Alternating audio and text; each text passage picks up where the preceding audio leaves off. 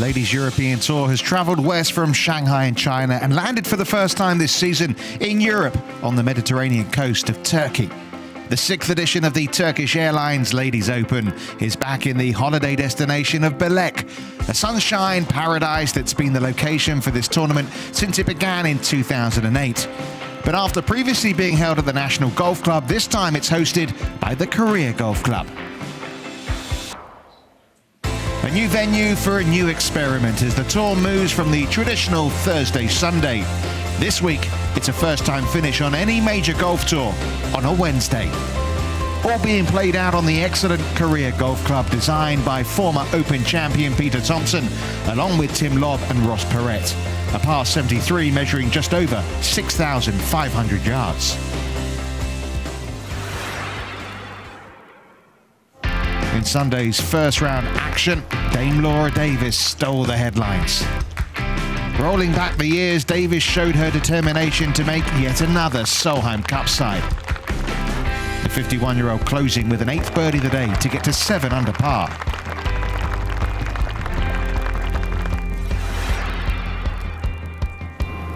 That score from Davies had only been bettered by Mel Reid. And after an early wobble on day 2, the 2010 Turkish Airlines Ladies Open champion soon turned on the style again.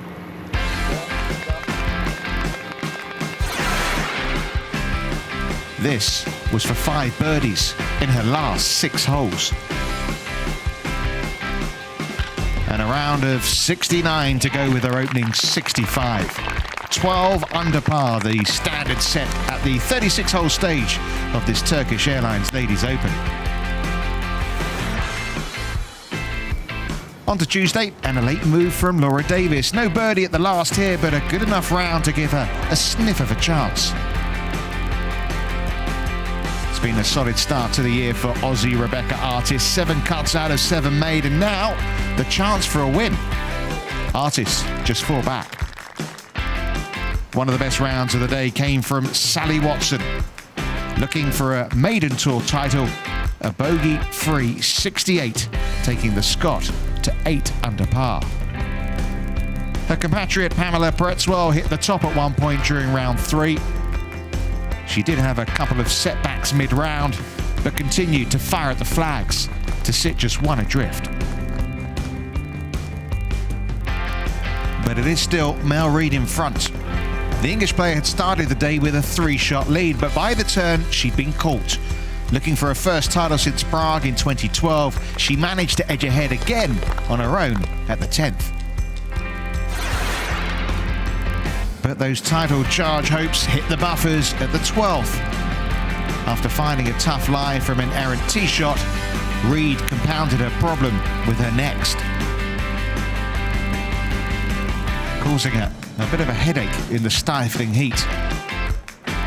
A double bogey that opened up the chances for a few more players in the chasing pack.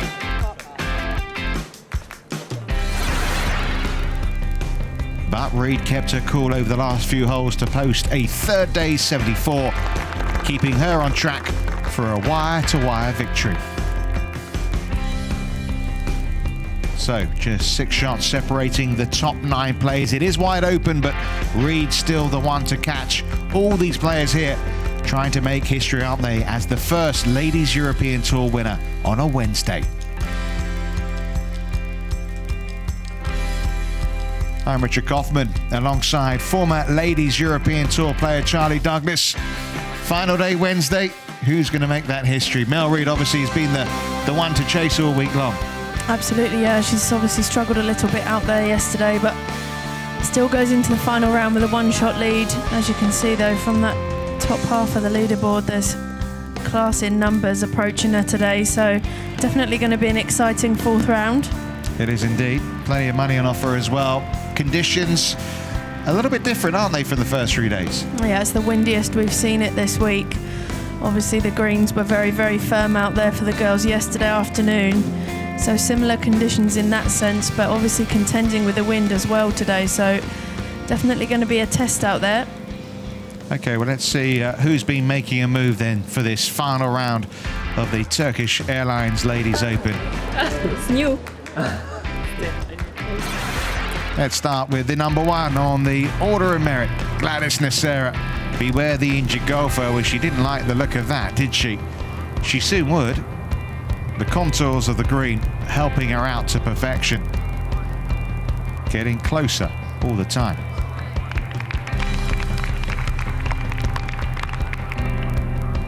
All she had to do now was make the birdie putt, and she really would be smiling. She made it, and she's added another at the 8th, up to 7 under. What about the Dame with the game? Laura Davis. Could she do it in this final round? Well, her opening 2 shots suggested she was on top of things, but could she get that putter to work? That's the big question, isn't it, for Laura Davis? Well, here was a pretty good sign, and she's added a couple of more birdies as well, along with a drop shot, also at 7 under. How about this for a start from Lucie Andre, the French player, off the green, but in the hole for a 3. She has dropped shots at 5 and 8, though. She's back at 6 under. What about yesterday's big mover, Sally Watson? Here she is at this opening hole. 395 yards, another one getting close.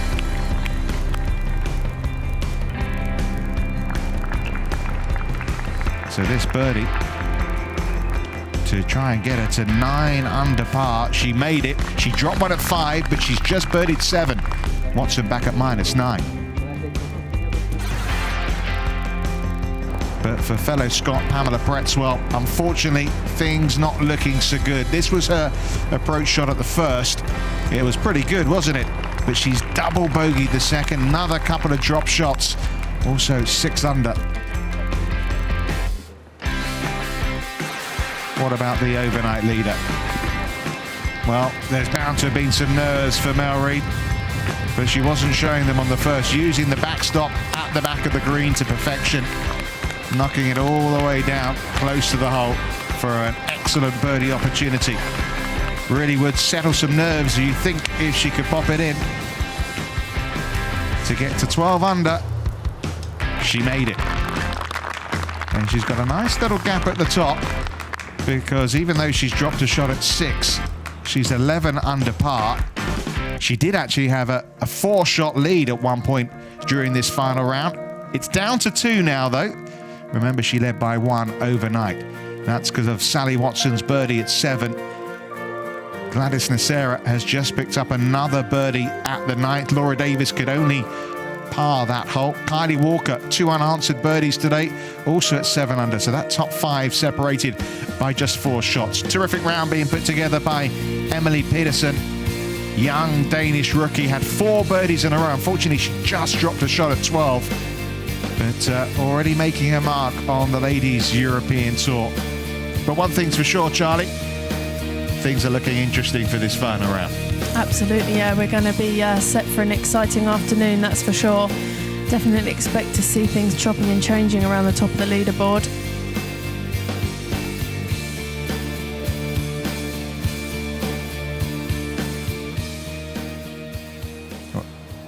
Well, let's catch up with the live action now, shall we? We're at the par 4 8th and closest challenger for Mel Reid in a spot of bother. There is some space in amongst these eucalyptus trees, isn't there? Yeah, there is. I was actually talking to Carly yesterday. You can see there the floodlights. That potentially is in Sally's way there, but unfortunately nothing can be done about that. They are integral parts of the golf course. Depends what route she wants to go. She's off for a run now.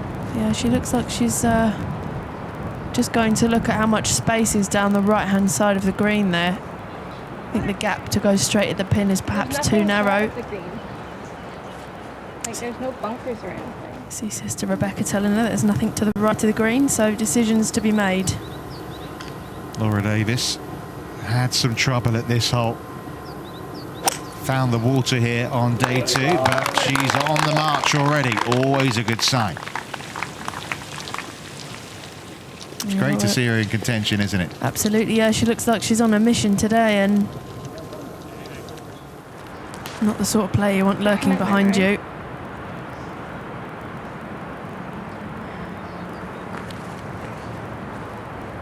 there is room. And looks like Watson's going to take it on. Yeah, perhaps aiming right, trying to hook it slightly. Come on, turn. Asking it to turn, it didn't quite. Oh my goodness me. Well, she thinks she had tree trouble with her second. Wait till she sees her third. Yeah, that's a big error from Sally there. She won't know yet what we know.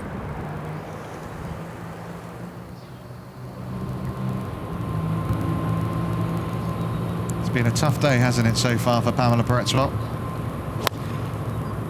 Yeah, I thought she looked a little nervous standing on the first tee this afternoon. But had a wobble yesterday as well, but managed to recover from that. So perhaps we're going to see a Pretzel fight back. Yeah, 4 5s from Pretzel on the front 9. Only one of them a par 5. So it's all at the moment playing into Mel Retan. She's safely on the green here at 8. I mean, it's never easy, is it, to win wire to wire, particularly when, you know, you've been through the story that Mel Reed's been through. She hasn't won since 2012, but she's staying strong, even though maybe the last day and a half she hasn't been at her very best. Yeah, I mean, obviously it does help that she's been here in this situation before and, you know, multiple winner on the Ladies European Tour. As you say, she has struggled of late, but towards the end of 2014 season, especially in Dubai, she really came good. And then obviously that second place in Morocco in March as well. She's high on confidence, so I'm not sure that she'll be feeling the pressure too much in that sense. And it's fair to say, you know, Sally Watson, Pamela Pretzel have got close to her, but they seem to always taking a step back. And it's interesting to see the two players that are merging maybe as her biggest challenges are two big proven winners in Gladys Nasera and Laura Davis. Absolutely, I don't think that's a coincidence. You know, Sally and Pamela, although they've had great couple of seasons behind them, obviously Sally second in the Rookie of the Year last year, they haven't won a golf tournament, and to do so is very, very difficult, and obviously that comes with a lot of experience, and they've not been in this situation before. You know, final group on a Wednesday. It's a new experience for them, so I'm not surprised that we're seeing, you know, the main challenge coming from Nasera and Laura Davis. Yeah, don't forget Kylie Walker, who won twice last year as well. She's going along nicely too, and she's only 4 off the lead, although it's been a quiet start to the year for her. So obviously we just saw just now her backswing here impeded. Yeah, she's going to have to get really steep on this one. Got a very lofted club in her hand. She's obviously going to have to try and stop this as quickly as possible, which is a challenge at the best of times. Open club face, quite steep, just trying to pop this one out of the rough and hope for the best. Well, she's done that pretty well, hasn't she? Given herself a chance to escape with an unlikely par, but she'll be pleased to see the back of this hole. Interesting, isn't it, the way this course is set out? We've seen a couple of 65s, a par 73, and we thought we were going to continue to see low scores, but the weather has changed the nature of this golf course, hasn't it? Absolutely. It's been so warm, so hot and humid out there that the greens have really dried out. I mean, the greenkeepers really have done their best in terms of watering the greens, but there's only so much they can do when they're contending with, you know, 32 plus degrees of heat, and that's obviously firmed things up a lot. And then today you've obviously got the wind, which is going to make everything a lot quicker as well. So it's almost like playing a links golf course, if you like, today, in some very warm temperatures. Not that we're complaining. It's been absolutely glorious in Belek. So Pamela Pretzel, it's been nothing but bogeys and pars so far.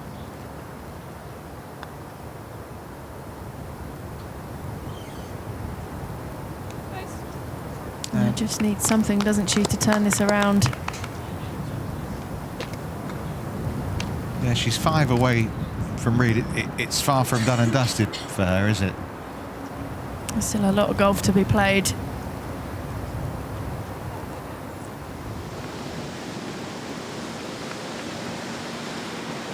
This is up at the par 511. Almost on the dance floor in 2, Lena Bokvist. Hello. Oh my goodness. Well, that's going to help her cause, isn't it? Absolutely. I think good job that it hit the pin as well. Swedish player who came second on the Access Tour last year, which is the second tier for the Ladies European Tour. So she's had a win on that tour. Reed to increase her lead.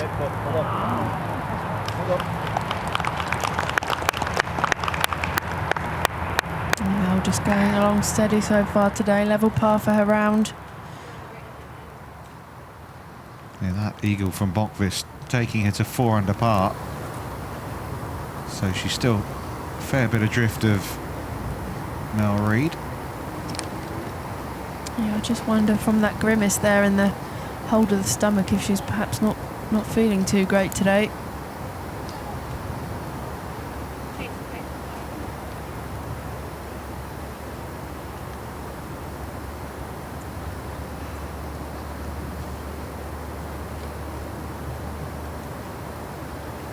Watson then for par.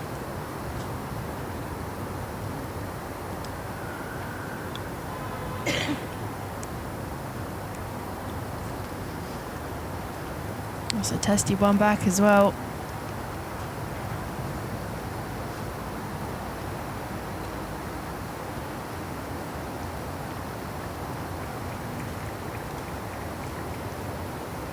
Yeah, hasn't lost a turn here, Sally Watson. We had that bogey-free 68 yesterday, moved her to within 3 of the lead. Now she's a couple back, but obviously that's going to change here. A bogey at best.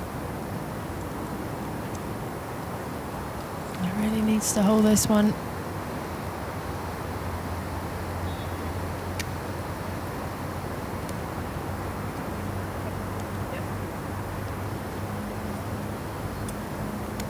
Meticulous work going in here on this one.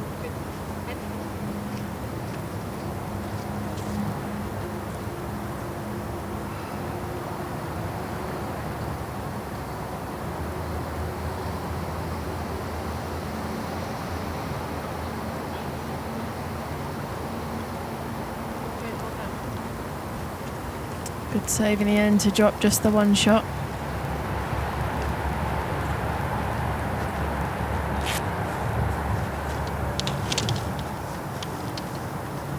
Well, she is one of the players that shot a best of the week 65, Pamela Pretzwell. Had a wonderful second round. She's been in absolutely brilliant form this season. 4 events in a row. Worst result of 11th. And here she is chasing victory again, albeit with a big 9 holes to come if she really is going to make a charge. Well, there's a flag and there's water. Laura Davis only sees flag, doesn't she? Yeah, I mean, she's got nothing to lose at this point, has she? She's trying to hunt down Mel. 9 holes to go. Prolific winner, so she knows what she's got to do. And unfortunately, I think that one's wet. Well, she always goes for it. But has she just bitten off more than she can chew at 10 here, Laura Davis? Here's Kylie Walker saying, going along nicely, no drop shots today.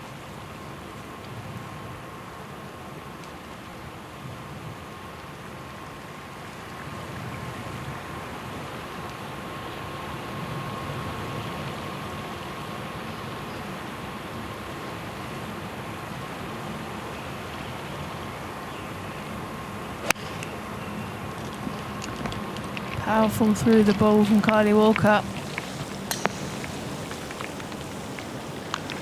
Begging that one to skip along, but one of the softest landings we've seen actually in the last couple of days.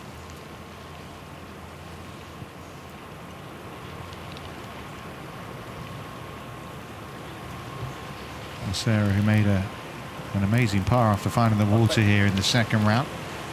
As usual, being lined up by Sebastian, her caddy.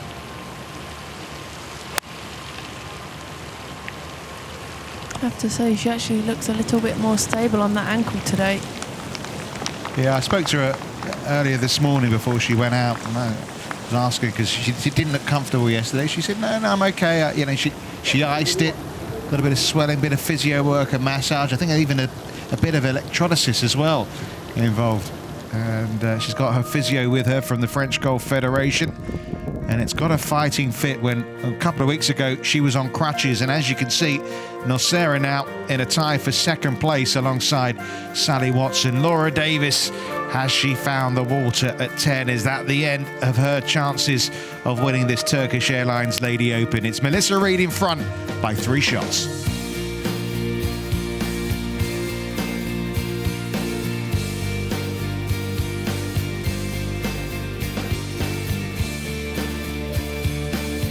Flux-Satterborn going along nicely, isn't she, the tie player? 3 birdies on her front 9. Been a good day for Pedersen, her fellow Dane. Not quite having the day she would like. Nana Madsen. 2 early bogeys, a real setback at the start of the day for her.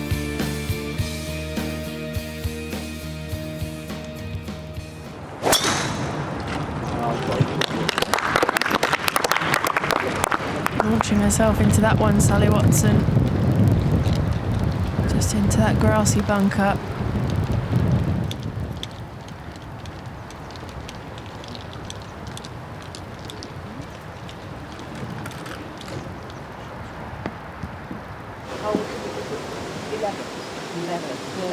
Ladies European Tour cameraman Tristan, waiting for the right shot, the right moment.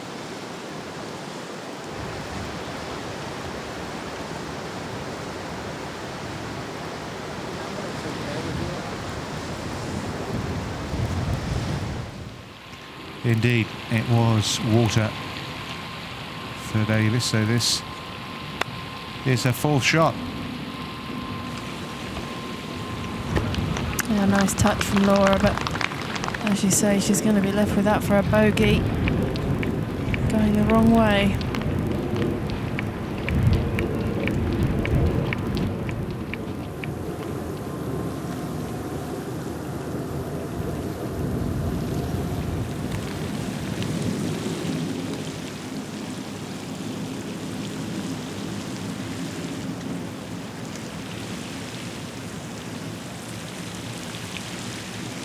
Yeah, it's been a quiet start to the year, hasn't it, for Kylie Walker?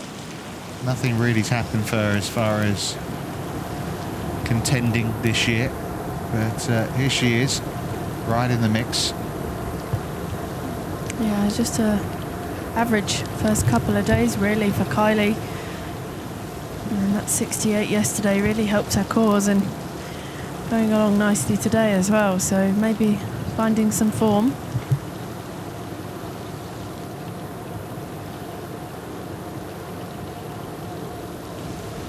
Chance for Walker then to get a little closer to the top.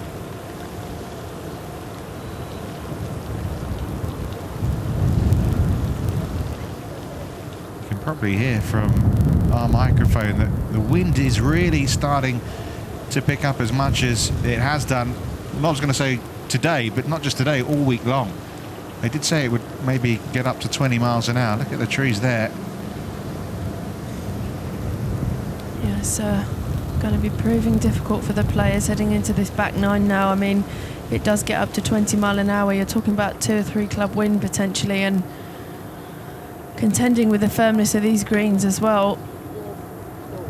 Difficult challenge ahead. Sorry, Charlie, I was going to say, we got Mel at 11 under par. Obviously, Gladys has got a putt here to try and get to 9 under. If you're out on the course now, given the wind conditions, what number would you be thinking might be good enough to win this? I think 12 or 13. I'd be very surprised if it's going to be more than that. Any scores around level par out there today are going to be quite good, and I think the lowest that we're going to see is maybe a 3 or 4 under from someone. But I mean, it could be 10 or 9, couldn't it? It could. I mean, it just depends how windy it gets, and obviously there's a few tricky pin placements on that back 9, which is going to make it all the more difficult. But I mean, I think if you said to Mel now, would you take 12 under? I think she might take that bet.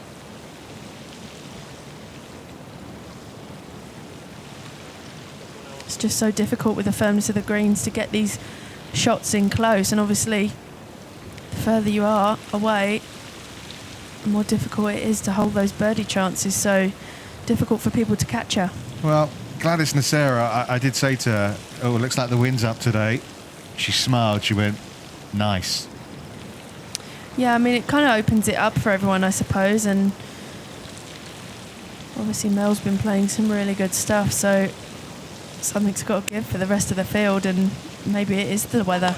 Good up and down in the end from Laura Davis to just walk away with a bogey 5. Disappointing, of course, but damage limitation at least.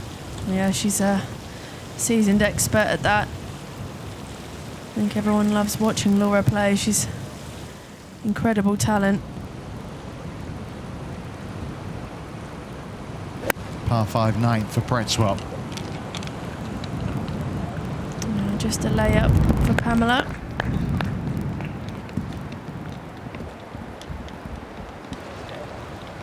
So Mel, long drive down here. Get a bit of bounce. Even still you can't reach it, but I still like to keep it a little bit lighter. Do you just commit to a 9 then? Did Mark just say, I don't think you can reach? Yeah, I think they're talking about where the water hazard obviously cuts into the fairway, which is 40 yards short of the green, so just trying to make sure that she obviously keeps this on dry land. You don't want to be making any silly mistakes at this stage. I made the decision to play this as a 3-shotter, so it's not just a case of slapping one down the fairway. Really got to pick a point.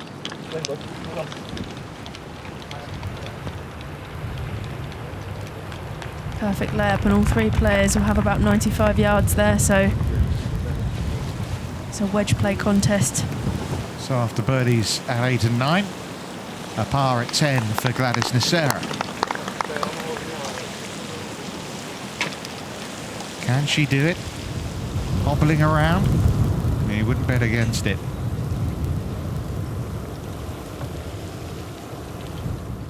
Been a lovely setting at the Korea Golf Club, and a lot of the players staying at the hotel on site,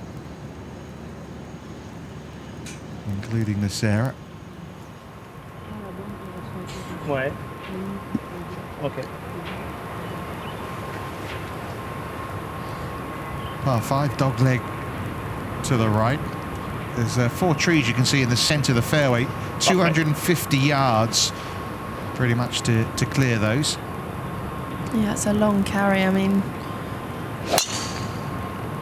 I think only a couple of players would be able to pitch it past those trees, so Gladys is obviously trying to thread one down the right-hand side. Hasn't quite managed to keep that on the short stuff, but the good news is it's visible, which is not always the case when it comes to this rough around this golf course.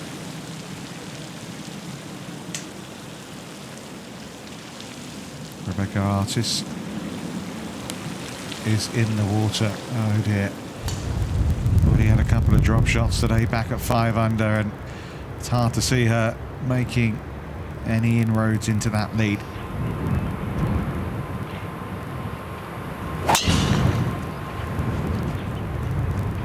I don't think Kylie's too impressed with this one. And there you go, nestled down. That's going to prove a challenge. Is this par 5 reachable for these girls? I don't think it is today with this wind. But you never know. It's got so dry that obviously coming in with fairway woods, nothing stopping it running up there. There's nothing really to protect this green. There's no bunkers and no water, so maybe so. But if anyone can reach it in too, it's this lady. Oh, there was no holding back, was there, on that one? A Laura Lash, that was. Yeah, that's an absolute monster of a drive. That really is. She's, according to my course planner, she's got 170 yards to the front from there, so just under 200 yards to the pin. Well, the players here in the final group about 100 yards in, and that's on the right level. Nicely played.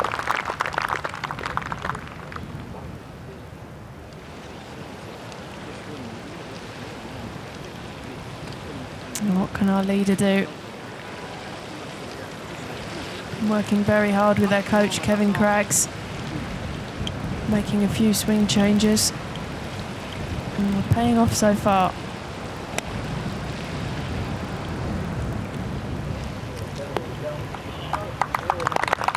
Yeah, one of the things that Kevin's done as well is he's got her to practice less at a tournament. She'd pump ball after ball, and she'd be tired before she went out physically and mentally. He says that she's not allowed to hit more than 25 balls before a round. Yeah, I mean, she's obviously capable of going out there and shooting low, and obviously if you're exhausting yourself before you even go out there, makes things very difficult indeed. Yeah, he said it was like almost obsessive at times, you know, and you can get in that mode, can't you, as a golfer? Yeah, I think she'll be the first to admit as well. You know, she's a bit like that with everything. I know she likes snowboarding as well and football. So whatever it is she applies herself to, she does it 110%. So perhaps just needing to take a step back and trust her own ability, really, and it's paying off. Well, all three players there with looks for birdies at this par 5.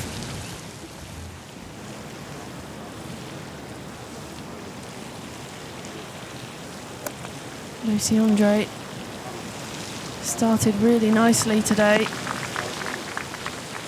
And a level par for her round. That's going to be a tough putt. Right across the step in the green. Yeah, it's going to be so fast as well.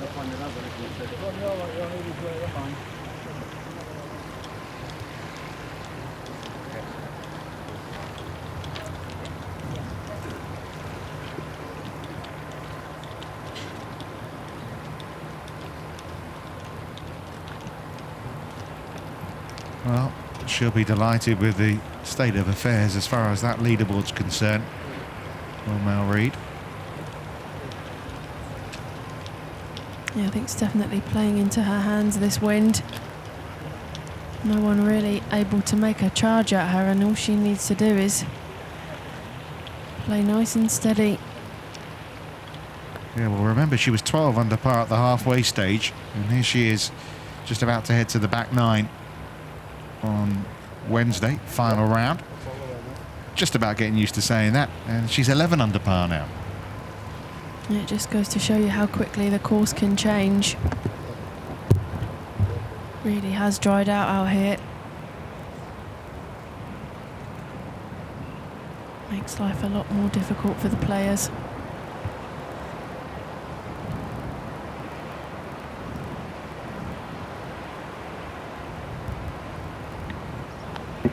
Great chance for Mel.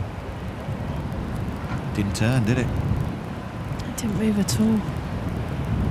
And the wind can play a part in that as well, especially as it is gusting quite so much.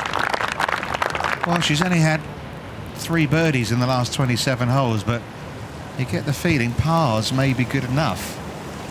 Maybe. I mean, if the wind stays up, then absolutely. Just got to take each hole at a time. Disappointing approach there from Rebecca Artis. Disappointing day, I think, for her all round. Well, just about stuck on the slope, didn't it? And importantly so as well for Sally Watson. Giving herself a look for birdie. This to try and get back within 2 again. Yeah, what a time to do it as well. Started to move in, didn't it? And then just straightened out a little. Good putt though, wasn't it? Yeah, it was a great putt. Just past the hole, exactly what you want, really. Just would have been nice to have dropped.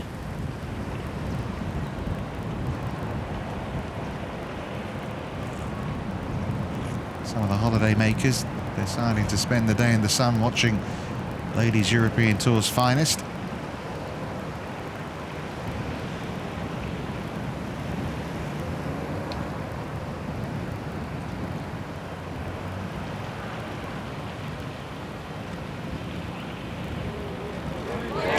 Some joy at last for Pretzwell. Not too late, is it? Not at all. That gets Pamela back to 7 under par and within 4. We've seen a few players make a move on this back 9. Nicole Brock-Larson a couple of rounds ago herself right back in the cut line, so score to be had. Yeah, it's out in 36, back in 37. That's because there's 3 par 5s on the back 9, so there are opportunities out there, but the wind is certainly playing its part, as are these firm greens for the players heading for the back 9 of this final round.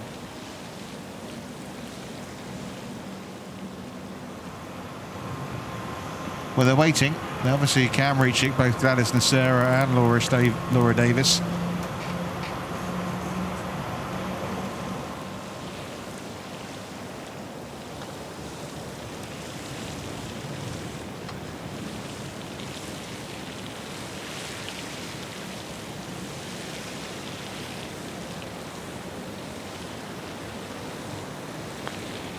Artis 2 over par today. Not the round she was hoping for. Yeah, make that 4 over par today. And it's going to be a double bogey at this 10th hole.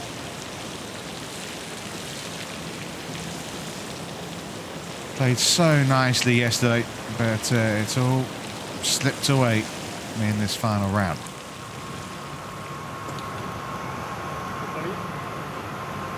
It's one of those lies, actually, that could help her here. Yeah, I mean, as I said before, there's nothing in front of the green from about 80 yards in. She's just got to make sure that she can fly these bunkers in front of her. That's the only trouble that's really posing a threat. Not the nicest of lies. Come out very low and skidding. And I think from her reaction... Well, there it is. It's emerged, coming up just short of the green. Yeah, I think she was just hoping for a cleaner connection. I mean, the good news is she managed to get it over those bunkers. One of the tougher driving holes. Obviously, you can see the water down the left, and fairway slopes a little right to left as well, doesn't it? Yeah, the good thing for the players is that they can comfortably aim at those right bunkers. They're 270 yards away, so Mel obviously just going with a 3-wood, so they're way out of reach.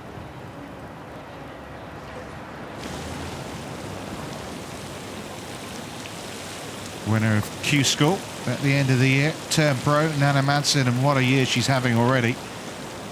Every week challenging. It's been an incredible start to her professional life. Yeah, top of the rookie standings, no surprise there, and really adapting well to life on the Ladies European Tour. Yeah.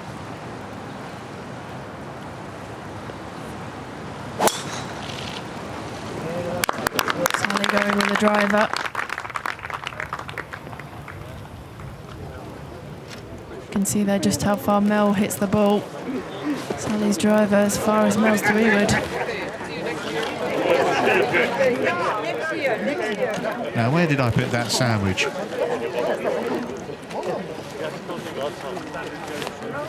Maybe it's not a banana they're looking for. Especially in this heat. Well, she needs a bit of magic. I can't quite believe how far this driver's gone. That's well over 300 yards from Laura Davis. Okay, obviously not exactly what she was hoping for, but maybe a chance to bounce back with a birdie at 11 after that drop shot at 10 for Laura Davis, looking for her 85th professional title. The first win on her professional career for Mel Reid came in Turkey. She's added 3 more since then. She's still in charge, as she has been from day one. A 3-shot advantage right now.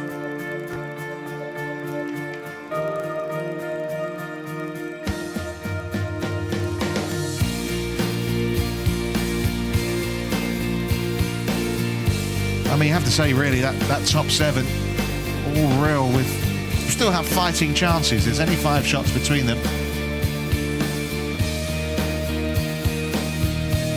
An important birdie, wasn't it, from Pamela Peretzwell at the 9th. Isabel Bueno, who's mainly based out in the United States, having a good week, 3 under, just 1 bogey, 1 birdie on her card today. Camilla Lennart, one of the winners last year on the LET. under par.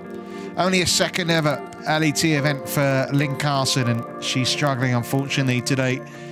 The Swedish player just had a bogey at their 11th, where we were watching Davis and Sarah 3 over for the day.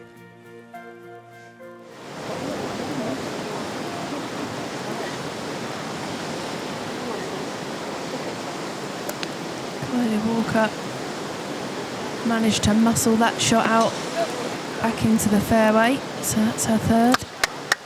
She's coming across. Gladys needing a very delicate pitch here.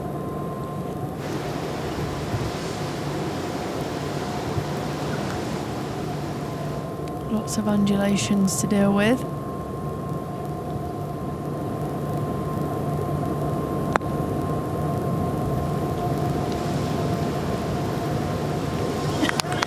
Fantastic shot. Well, we've potentially got some great stories, haven't we, brewing here over this back nine. Wonder which one's going to be told at the end.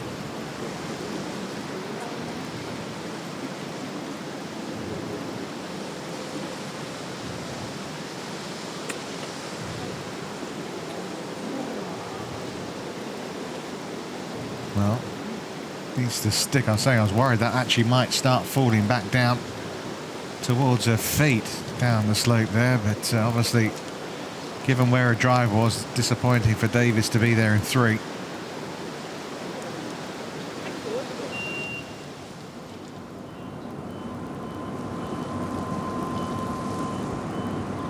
The tournament leader on the 10th hole.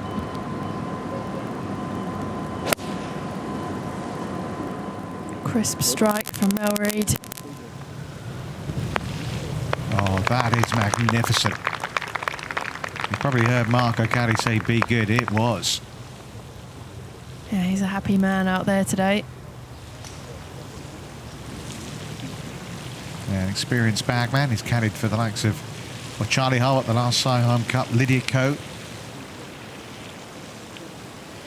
Started caddying for Mel back in December in Dubai.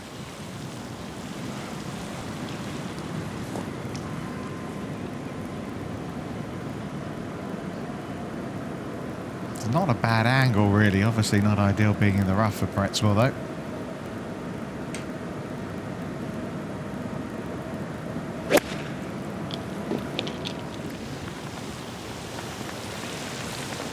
Took that one very heavy indeed.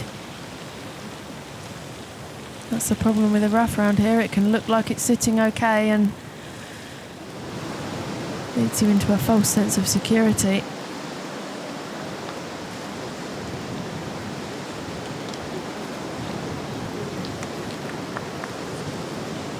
Well, both her victories came last year in playoffs for Carly Walker. One in Germany, one in Holland.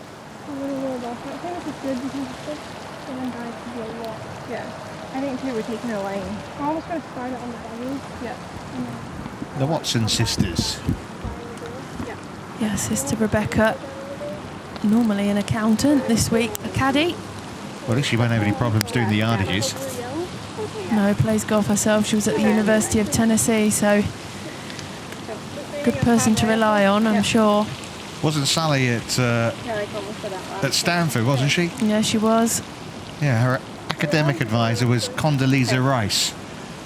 It's not bad, is it? I don't remember someone like that at my school. Pretty good school as well. Well, Tiger did it, Michelle Wee did it, so it's obviously a good place to go for aspiring golfers. Yeah. Ball above her feet, so aiming this one right and just letting the lie of the land do its job.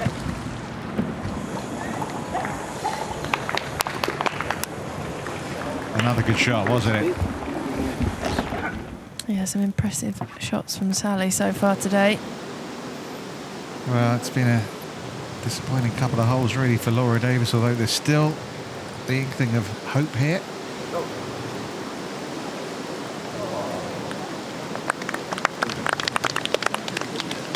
5-5 the start to the back nine. Definitely not what she was after.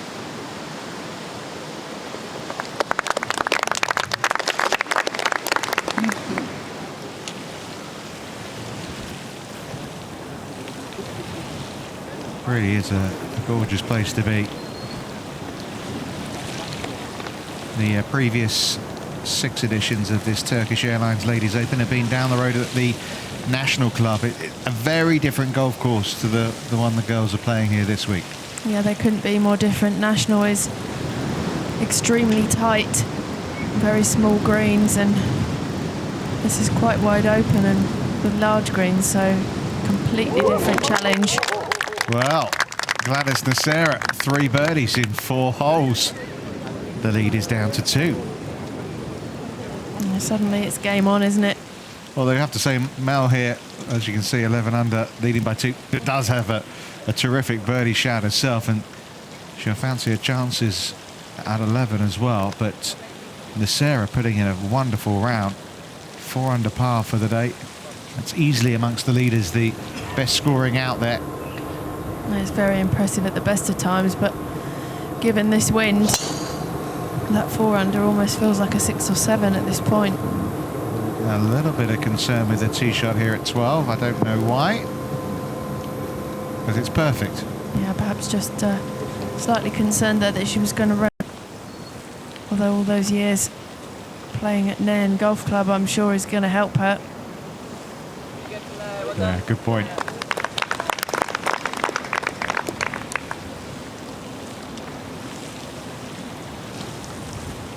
Yeah, where she was part of that winning Curtis Cup side.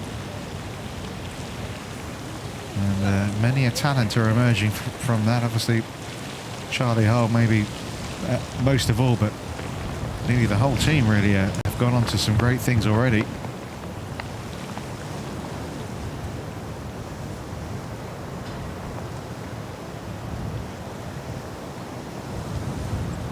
You can see there the reeds, just how windy it's starting to get out there.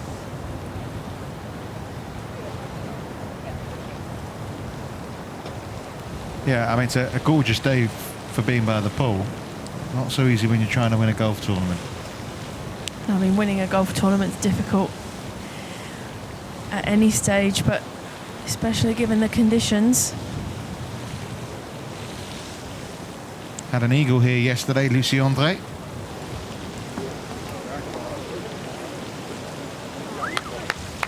Nice shot, but almost impossible to stop. The groans from the gallery there. Yeah, I think that's just realising how much it's nestled down into that rough. Didn't deserve that.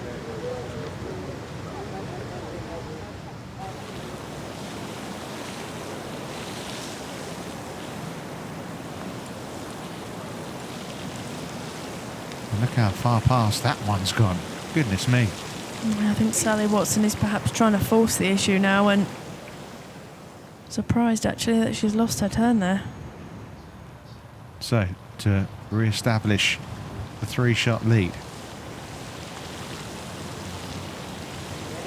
Oh, just run out of pace, didn't it? She keeps knocking on the door. She had a lot of those putts yesterday as well, didn't she? I mean, it's so hard to remain patient, but that's exactly what she's got to do. Yeah, I just wonder how well she'll be able to stay patient when she sees the next leaderboard and sees that Gladys is obviously making a bit of a charge at her.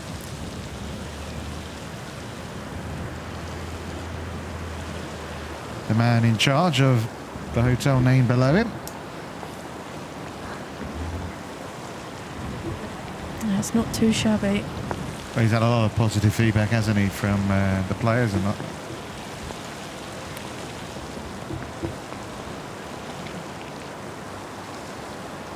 And considering the fact that there was only 4 days between, you know, the general public playing on this golf course and getting ready for this tournament. I mean, they've got the course in superb condition.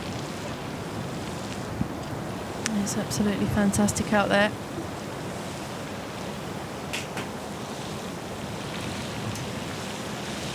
Must-hole putt now for Sally Watson.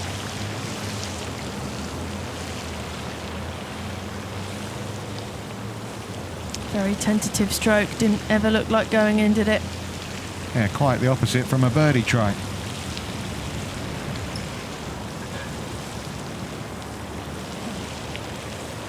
So she slips back to 7 under par alongside her fellow Scot Kylie Walker. Laura Davis a further stroke adrift.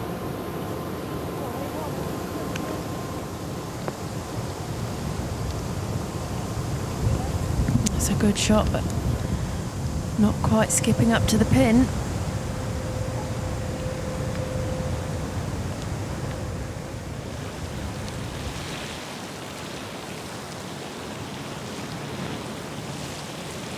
Well, it seems the challenges are becoming fewer. Just as she made her first birdie of the day, Pamela Pretzel drops back again. A lot of Scots up there though, isn't there? Yeah, not surprising given this wind today. Quite used to it, aren't they?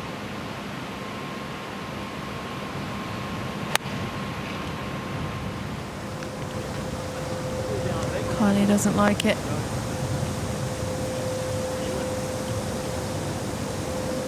So difficult to get close to that pin today.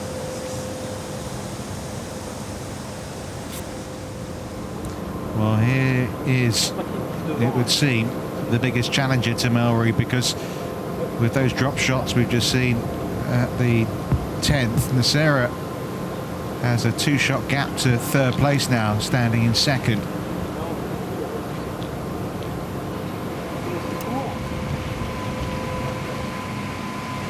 Wasn't sure if that was directed at me.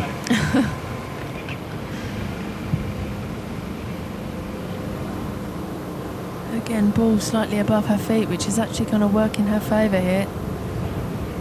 And she tries to run this one up the slope, just below the pin.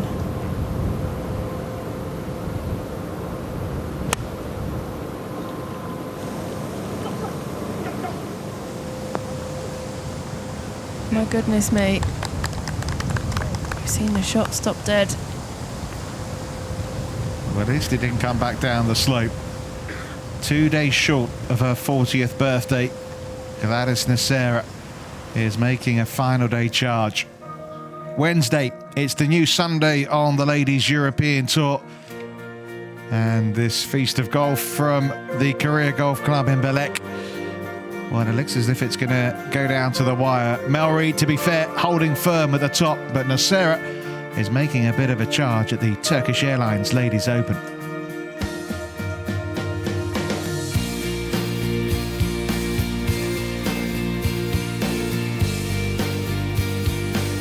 Yeah, 2 shots to the lead, 2-shot gap then from Nacera to Kylie Walker and Lucy Andre.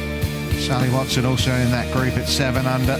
Just not happening on the back 9 so far for Laura Davis. That drop shot very expensive for Bretswell. But they still have hope. 5 shots the gap between that top 7. Emily Pedersen, talented young Dane, having a good day, 3 under par for her round. Haven't really seen any of Carly Booth today, a double bogey at the 10th after dropping a shot at 9. After she made a decent start as well, but paid to any chances, but just outside the top 10.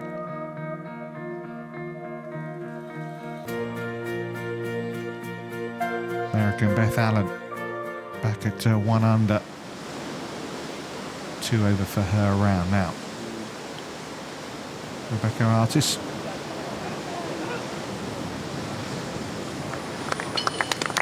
Good judgment of pace.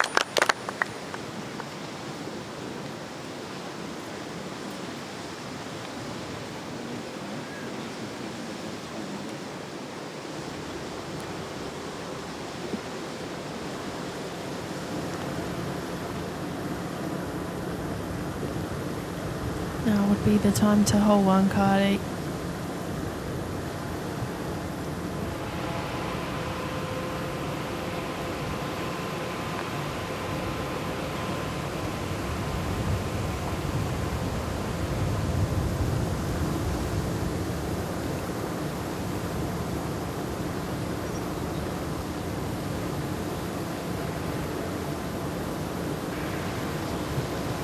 interesting. He's taking the putter here, Charlie.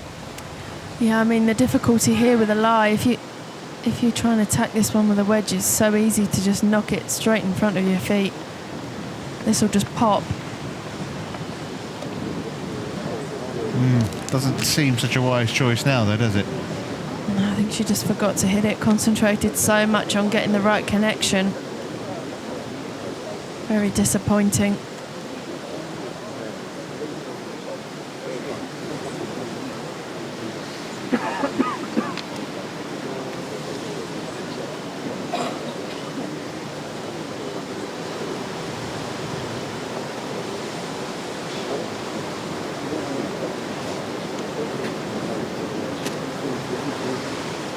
Well, it's a breezy afternoon in Belek.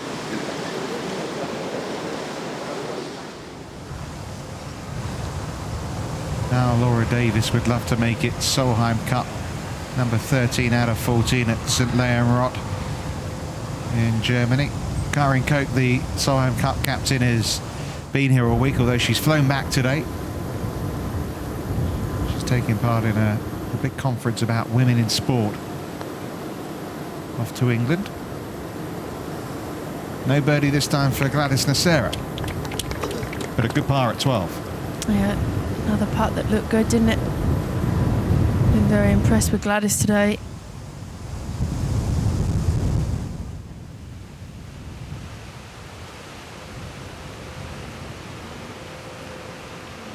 Bogey free.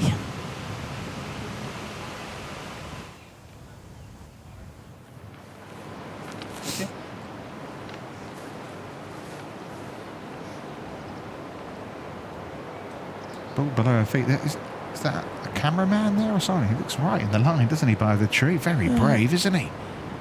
I think Pamela's just going to try and aim this one right. She clearly wasn't worried about him, though.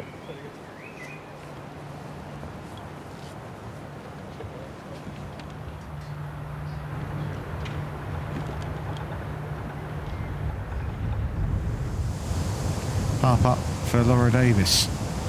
Must make. If there's going to be any title hopes. Doesn't make. And you would think that's perhaps the end of Laura's challenge. And that's the club that's really let her down, hasn't it, over the last few years? Oh, such a shame.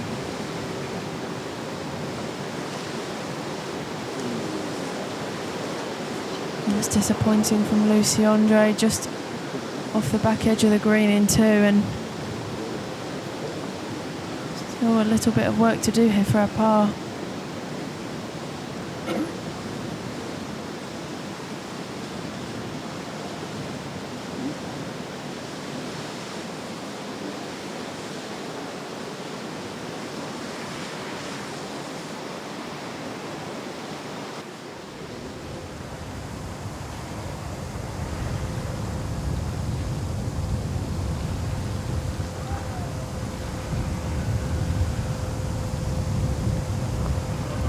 Nicely holed.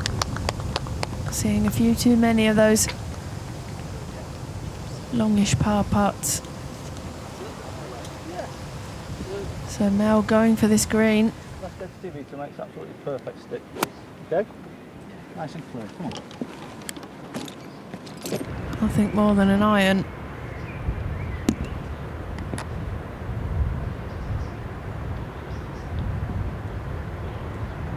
Let's get the line right and hope you get the right bounce.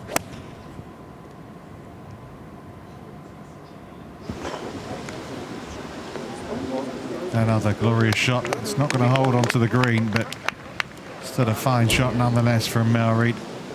And you'd say odds on from there to make a birdie 4.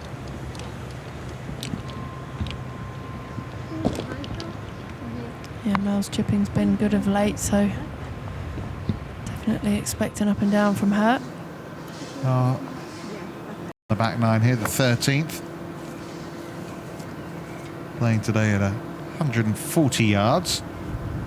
One of those where you can't really see the green from the tee.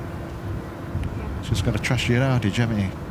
Yeah, pin 15 paces on and just 4 from the left, so really, really tight to that left side, and it does run off down there as well, so definitely to be avoided, that left side.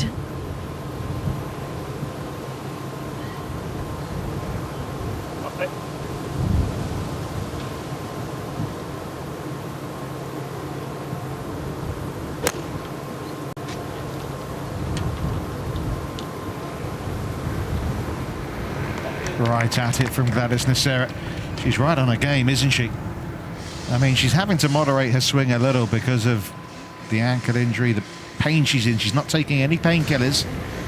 She's a strong one, is Gladys, isn't she? Doesn't want to mask it.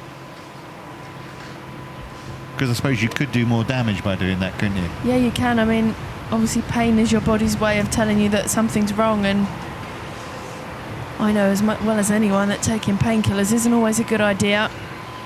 Can end up doing more damage than good, so Gladys obviously taking some advice from the physios and actually looks about as comfortable as we've seen her look all week on that ankle, so.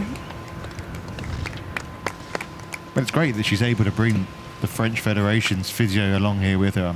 You know, she's getting the best support, isn't she? And well, she's making the most of that.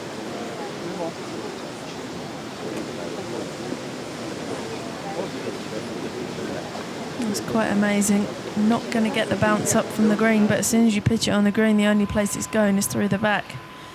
Very tricky.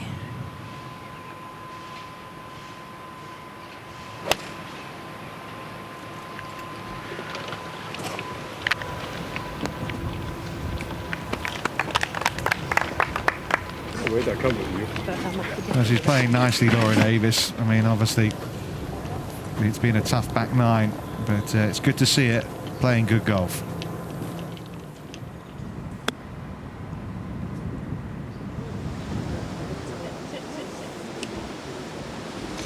That just goes to show you how good the pitch from Gladys was just a few moments ago from a very similar position.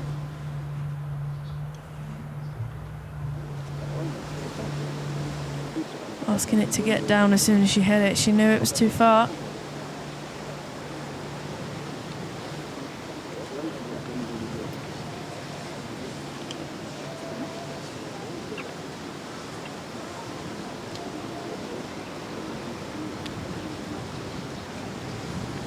Similar shot left for Sally Watson.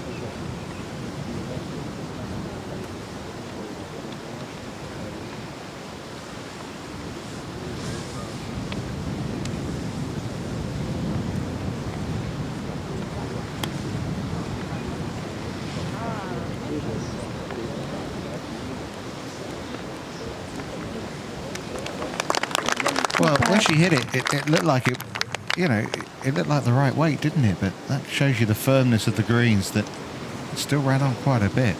Yeah, I think the difficulty is had she hit that any softer, it wouldn't have quite got up to the ridge, and confirmation that that wind really is starting to pick up out there. Yeah, it looks a little more possibly than 20 miles an hour, doesn't it? Yeah, that looks more like 30 to me.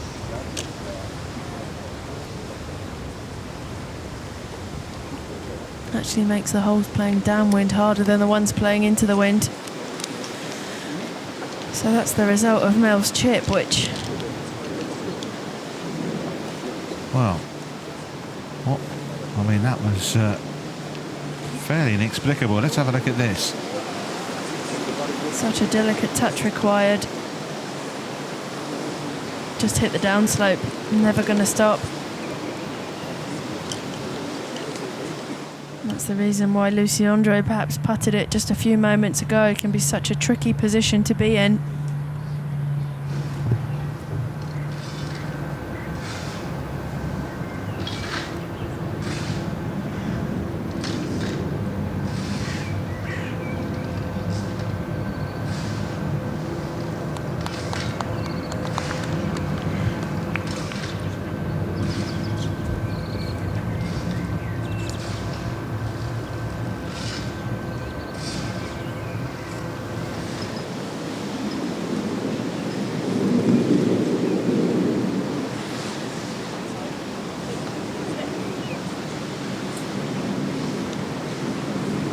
No birdie for Pamela Pretzwell.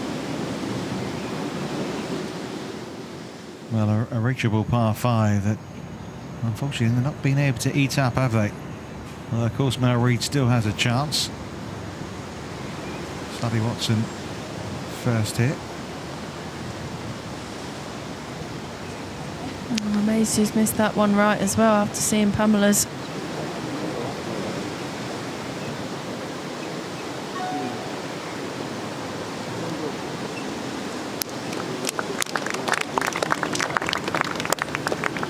Another chance for Kylie Walker. All her putts have really been from outside 15 feet though, haven't they?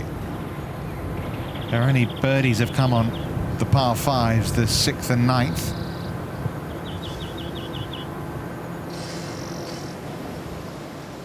But she's not the only one who's had trouble finding the bottom of the hole with the short stick. It's fair to say, similar story for Mel Reid. Yeah, I think it's, take Gladys out of the equation, it's almost everyone else in the field, but Mel particularly coming so close on many occasions over the front 9 and yesterday as well. That one wasn't that close though, was it, to be fair? No, just unfortunately a misread there. Well, that was a real missed opportunity from Mel Reid. And of course Gladys Nacera has a birdie putt coming up on the par 3 13th that would take her within one shot of the lead.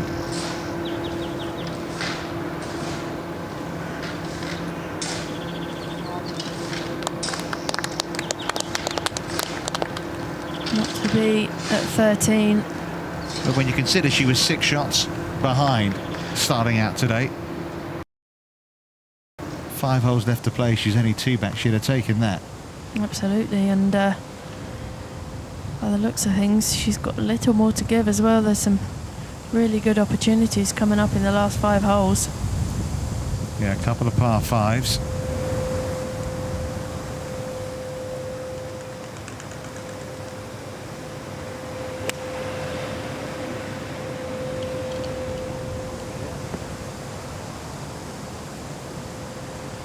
Not quite going to get up that ridge.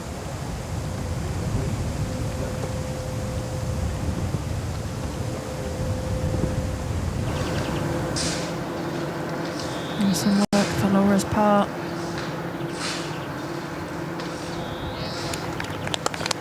Safely does it.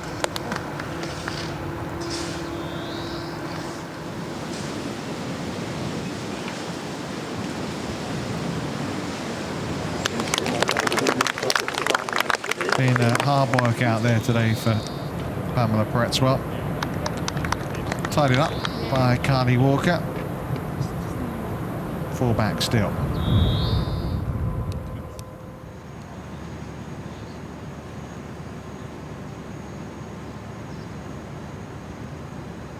Well, the first time ever we got a Wednesday finish. It's a time of year where there's a lot of golf tournaments going on around the world, and it's one way of kind of breaking the mold, I suppose, isn't it? Sunday through Wednesday. See that big one?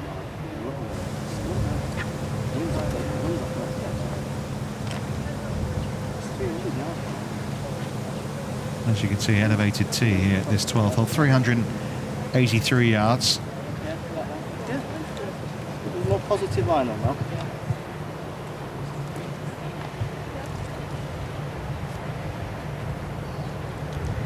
Out with a big stick. 2 foot lights. Red? 2 big ones. No. So even if I go left, it's fine. Isn't Yes, it? absolutely, yeah. Come on, small target. Small targets. Very good piece of advice there for any aspiring golfers.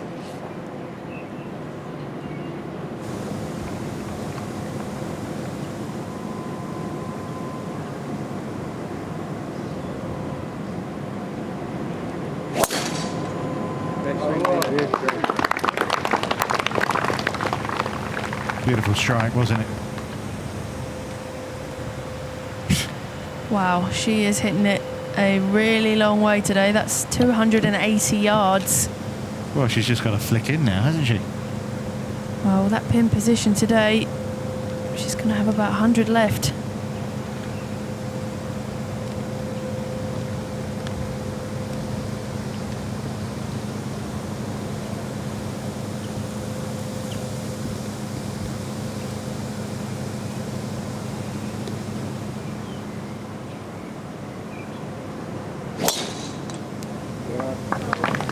Nice one as well from Pamela Pretzwell.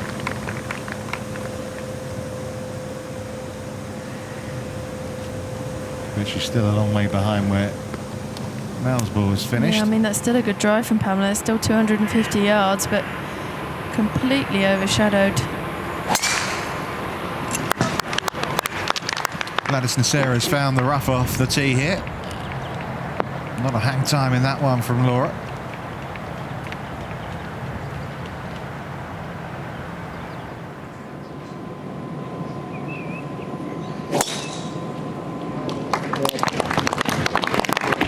I mean, I don't want to overplay the significance here, Charlie. Of course, all these players dearly would love to win the Turkish Airlines Ladies Open title for starters, but you look at Gladys Nacera, Mel Reid. I mean, in terms of the Solheim Cup, if Gladys was to win this, she's almost taken one step into the Solheim Cup, being third on the standings. And for Mel, would it be a big leap forward, wouldn't it, into maybe making it to Germany in September? Absolutely, yeah. I mean, definitely going to give Captain Karin a lot to think about. And as you say, Gladys potentially really taking charge of this thing. She has played in it 3 times before, has Gladys Nacera. 2011, Mel Reid's only appearance, of course, on the winning team at Killeen Castle. Here's an aerial view of where we're at the Regnum Carrier Resort.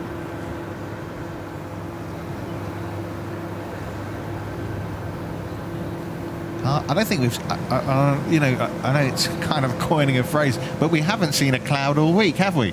Oh, absolutely not. It's been picture perfect. Almost looks like it's been photoshopped, but really beautiful setting this week for the players. I don't think I've heard a bad word said. Enjoyed by everyone.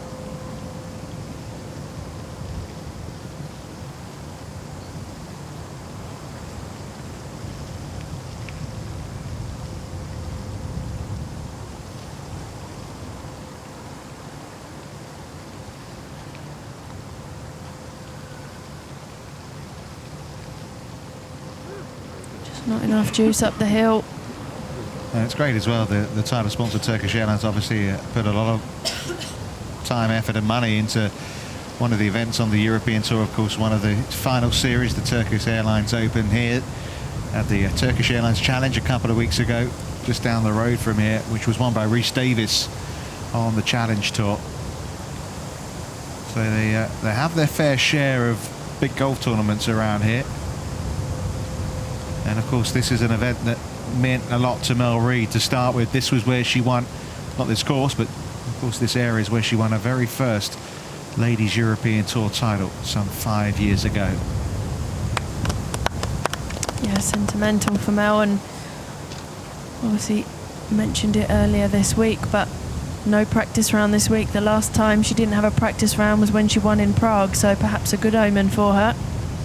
Yeah, incredible circumstances that she wasn't in the practice round this week. She thought she was going to be in the Pro-Am. As a former champion, I think it was a pretty wise assumption to make, but she wasn't. Didn't know until obviously she turned up, and obviously you can't have a practice, can you, on the day of a Pro-Am if you're not in it? No, absolutely not. And actually this week is the first time in her whole professional career that she hasn't been in a Pro-Am, so... Because it was very different circumstances why she didn't have a practice round in Prague just after her mother obviously tragically passed away. Well, you know, she's had a good few breaks. It's another pretty decent... Careful with that ankle, Gladys, though. Pretty decent lie, isn't it? I mean, you know, not too far away from being behind one of those trees.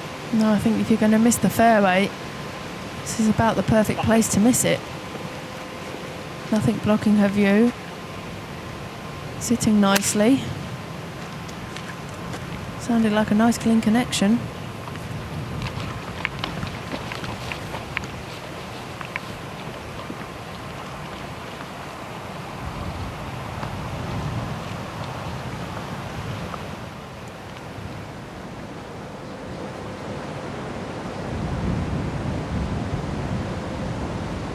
Well, you can see Mel Reid up there in the right hand side of your picture.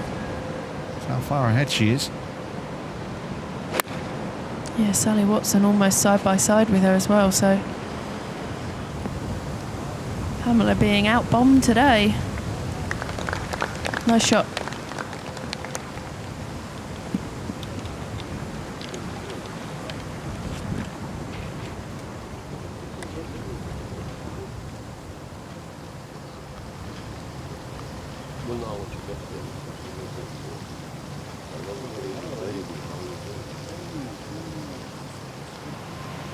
Well, unsurprisingly, Laura Davis going for it at the par 5 14th. Yeah, there's a small area of green on the right where the water doesn't come into play, but something tells me this one's going to be straight at it. What a shot.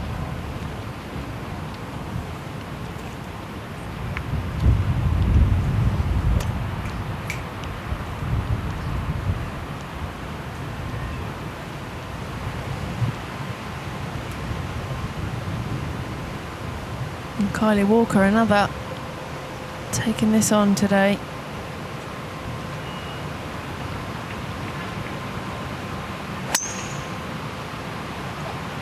That sounded heavy and left, Kylie.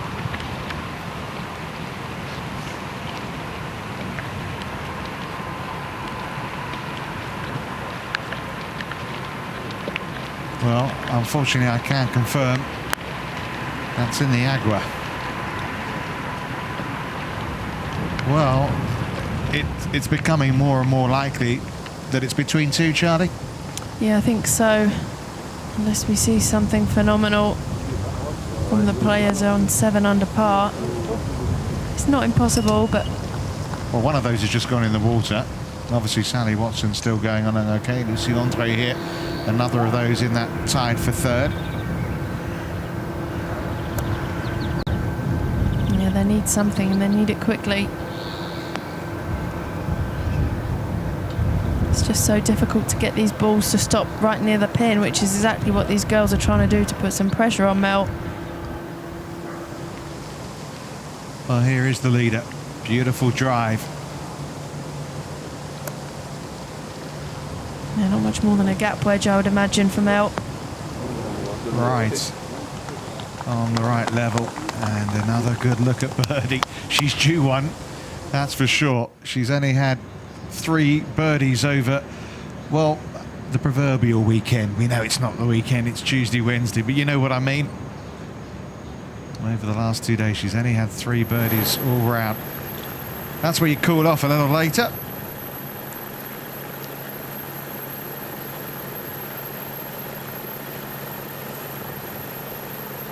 The Mediterranean coast of Belek. There's a whole host of golf courses in this region.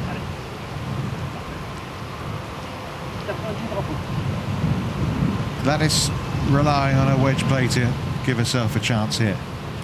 Yeah, and we've seen so many times before that her wedge play is so sharp. Very good. Pop it.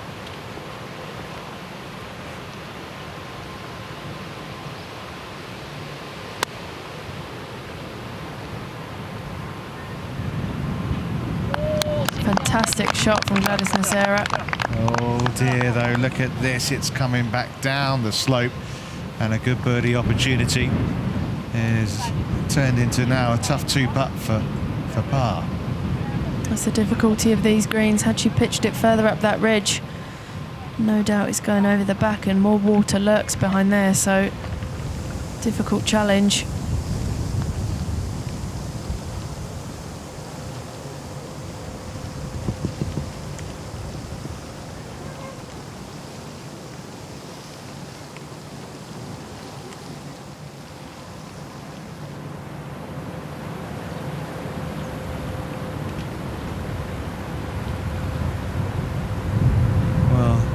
golf tournaments, don't they? They give you so much thinking time. Almost too much.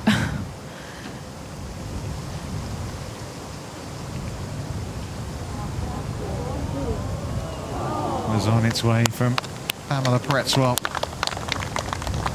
Right on line.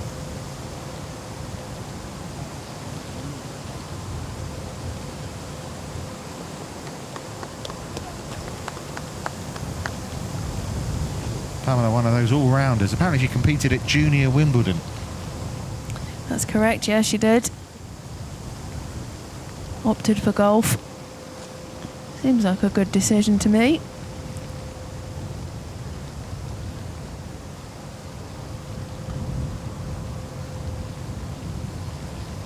Well, Nasera's certainly not in birdie range at the par 5 14th. Yet another chance for Reed to find a birdie. She hasn't had one since the opening hole of the day. She knocked that one in from around 6-7 feet.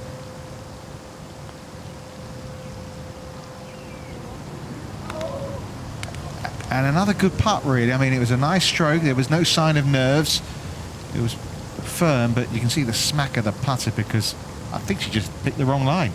Yeah, I think she's just obviously very, very frustrated that she's creating these really good chances, which are hard to come by with how firm these greens are, and just hasn't been able to convert them so far. And as much as she's aware that no one around her is really sticking the pressure on apart from Gladys, 2 shots isn't a big enough cushion, in my opinion, to be still having to play sort of 7-8 holes. She could have really turned the screw, couldn't she? Yeah, she could. I mean, 2 shots, of course, is a good cushion, but it's not that many around this golf course, especially on this back 9 with the 2 shortish par 5s. We've seen the eagles on those holes already this week.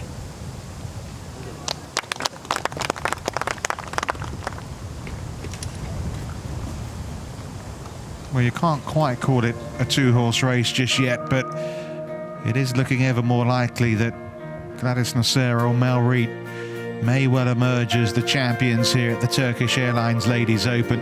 Kylie Walker, Lucy Andre, Sally Watson may have a word or two to say about it, but it's Nasera at 9 under par, trailing Mel Reid, who sits atop still on the very first page of our leaderboard.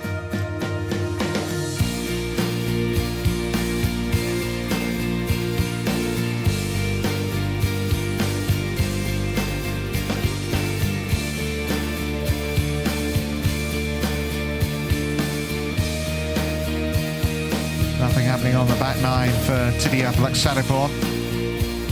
Pedersen was going really well, dropped a shot at 16, back at 3 under par. Lena Bokvist, bogeys at 14 and 15, also now back at -3. No birdie since the 6th for Carly Booth. Only 1 birdie on the card for Nana Madsen, so those birdies have been hard to come by for the players out on the course today. And it has to be down to the wind.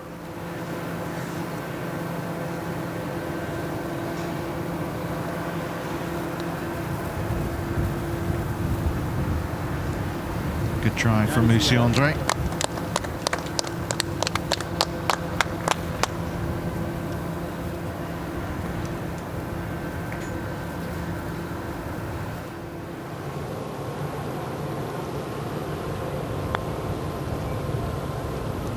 Big slope on this putt for Laura.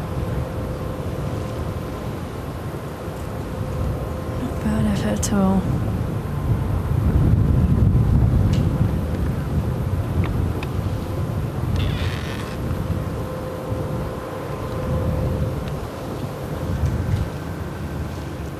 Look down towards the 13th tee.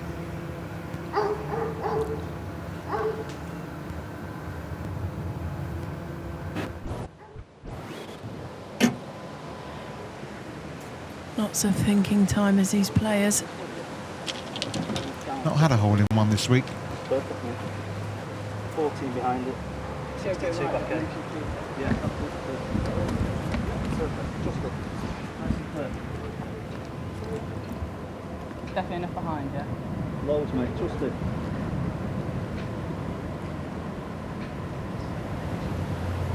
Looking up to the trees, trying to judge the wind. Yeah, the difficulty is if the wind's behind her, She's actually throwing the grass up, and that board is going to be blocking it. Because it is downwind, isn't it, this hole? Yeah, I mean, if anything, it's down and off the left slightly. Definitely more down.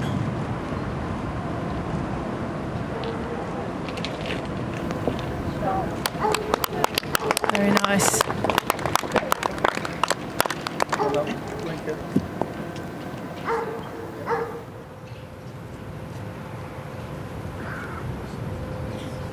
Tournament leader then, safely on the green at 13. Another quality iron shot from Mel Reid.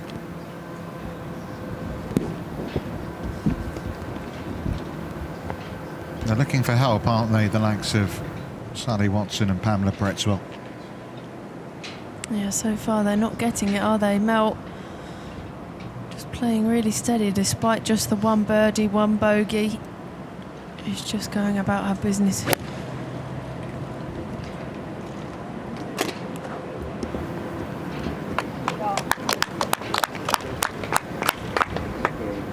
Right down its throat, just half a club short. Nasera for birdie, but she's got to come up a big slope here at 14.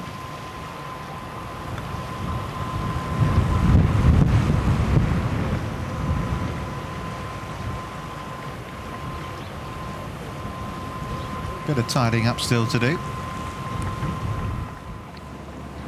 Definitely behind her. Yeah. Confident part. Yeah.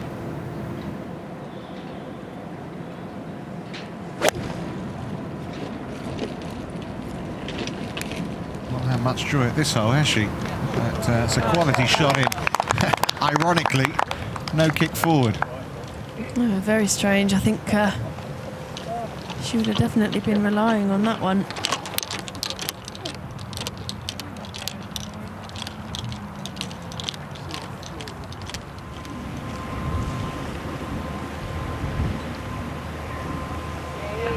Staying rock solid, staying in the shadows of Mel Reid.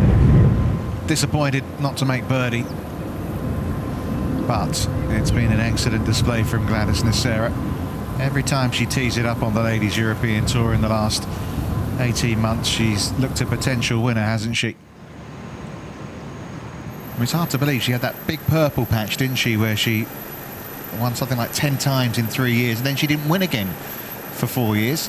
Yeah, I think a lot of that, obviously, she attempted to play LPGA, didn't quite adapt to life over there as she'd hoped to. Decided that she preferred playing back home in Europe and made some changes, chopped and changed with coaches, etc. And finally looks like she's in a good place again.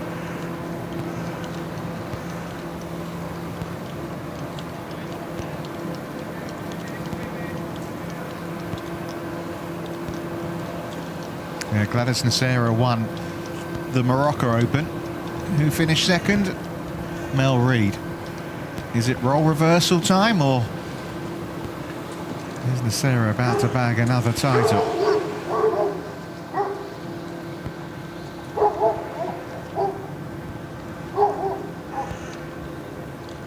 Someone's getting excited, aren't they? Yeah. Damn boy. He wants his minute of fame.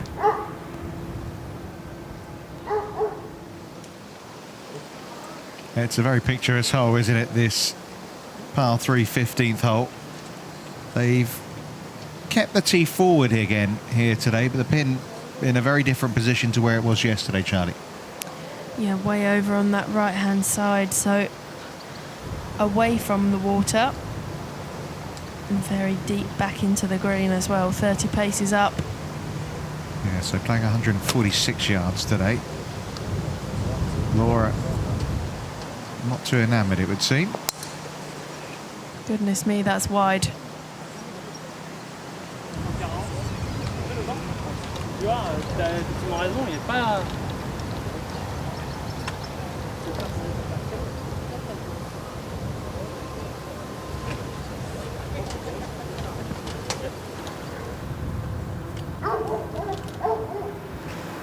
Well, you have to say 3 outside chances for birdie here on this 13th. probably with the best of those. Good judgment of pace from Pamela.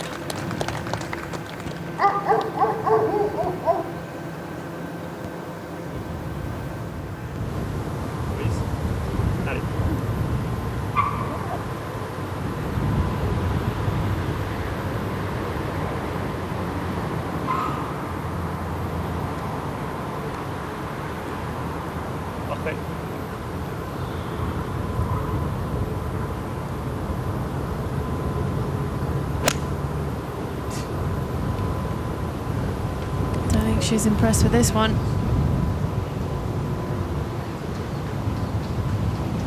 That is not going to be easy. It's going to have to come down the slope. It's going to be hard to get that ball to nestle up down towards the flag. So Nasera in a spot of bother.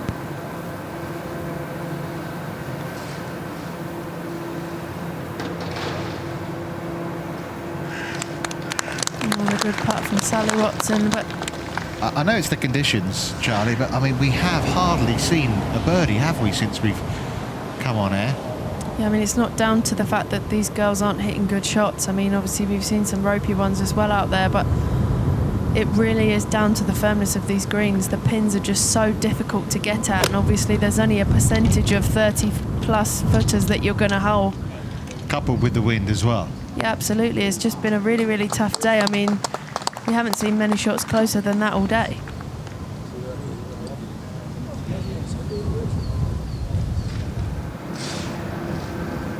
Reed with another birdie look from a very similar distance. And another, not going to find the... I think definitely so.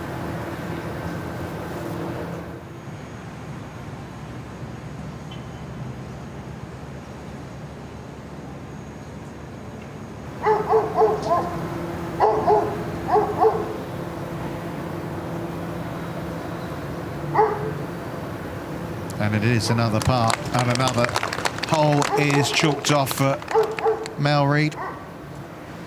She leads by 2, and she's got 5 holes left to play. We just thought Laura Davis maybe was going to make a final day charge. It hasn't quite emerged for her. She feels that if she is going to make the Solheim Cup side, she's got to play her way in it. She reckons at the age of 51 you don't get picked. Although I had Karen Koch in the commentary box earlier this week, and she said, well, age doesn't really matter. If you're 17, had a Charlie Howe a couple of years ago, or 51 like Laura is now, if you're playing well, you've got a chance. Yeah, if you're playing good enough, you're playing good enough. But obviously Laura's been around a long time, and she's obviously got her opinions of how her age might be viewed, but she doesn't play as such like a 51. She's got the hunger of a player in her 20s still, Laura Davis. I mean, she's now receiving all the accolades and rewards that her kind of career deserves. About to become a member, isn't she, of the R&A in the summer at St Andrews. Hall of Fame beckons as well. yeah, it's been an incredible career. Such a great supporter of the Ladies European Tour, continues to do so. Still playing on the LPGA Tour as well. This is going to test all her skills, isn't it? Yeah, she's definitely going to have to open the club face here and pray. and hit a flop shot, but trying to avoid the downslopes there towards the pin is going to be a challenge, to say the least. Yeah, I mean, at least Nasera's doing it from closer ranges. We see Pamela Pretzwell knocking her par. But she's taking another drop here, away from the cart path. Yeah, her stance will be on the cart path, so she's just nearest point of relief, taking full relief from the path.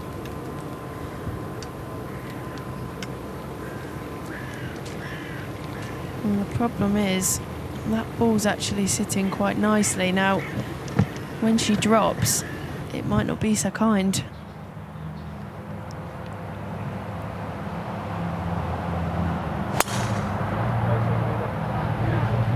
Well, there's nothing wrong with her ball striking. She is hitting it sweet. All the work she's been putting in with Kevin Craggs, and it's been a lot of hard work. It's as if it's reaping some rewards. Obviously, after dropping, you have to wait for the ball to come to a standstill. Eventually, she can place it, can't she? If it carries on doing this. Yeah. So I think just trying to establish the nicest point that she can drop this thing.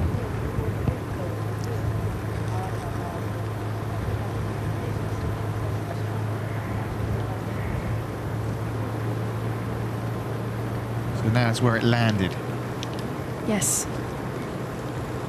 Because that one's still going to be moving. Can roll up to 2 club lengths away, but obviously in this case that's straight back onto the path, so... And it's nice, isn't it, to see a player not even bother asking the referee. You see that so much now. Yeah, she knows what she's doing, doesn't she? They're always scared. I understand why. They're scared of doing the wrong thing, but even sometimes for the most basic of rules. This is such a hard shot now. In the downslope of this rough, clearly not sitting overly well. And the greens are firm as it is, but it's difficult to explain just how hard this is. Obviously she's got the water long as well. I think the only way she can play this is to sort of pitch it into this bank and hope for the best.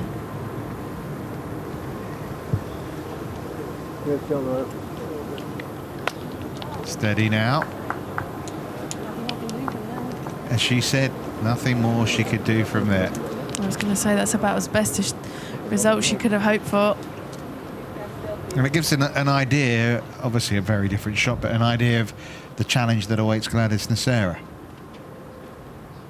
Yeah, definitely going to be a difficult one.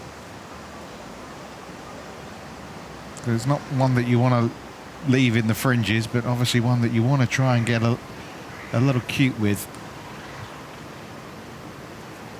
Or do you just play the percentage shot and settle for it going 10 feet past? Well, I think obviously Gladys knows she's only 2 behind Mel and can't really afford to do anything silly at this stage. Trying to get some height on it to stop it. Needed to hit the hole. Such a difficult shot.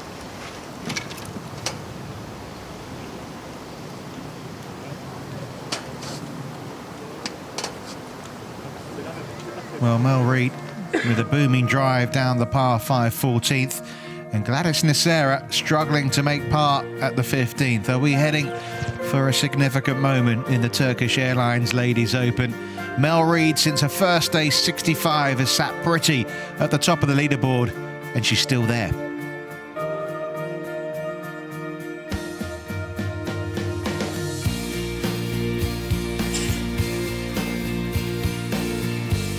Well, Lucy Andre maybe heading for a best ever finish on the Ladies European Tour. Sally Watson, can't rule her out still. Laura Davis obviously looking like she's going to make another bogey at 15. A round of 70 from Emily Pedersen. It looked like it might be a lot better than that early on today. She did finish with a birdie. She went on a run of 4 in a row from 8 through 11. Good rounds from Patricia Sainz Barrio of Spain and Marianne Skarpnord of Norway. Been a good season for Skarpnord. And a year to remember as well. Got engaged to the Australian golfer Richard Green, who this week's at Wentworth.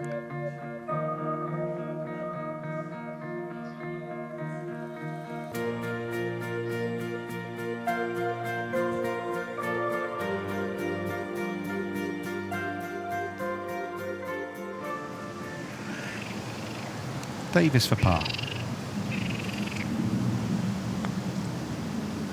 Definitely an outside chance from there.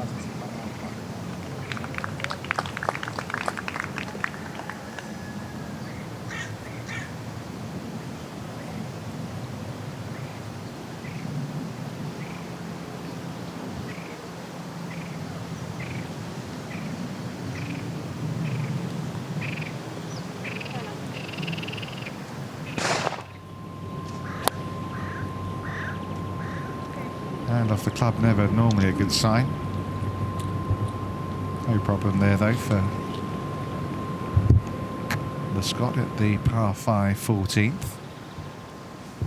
Big putt for Nocera. to keep the gap to just the 2 shots. Hasn't hit it.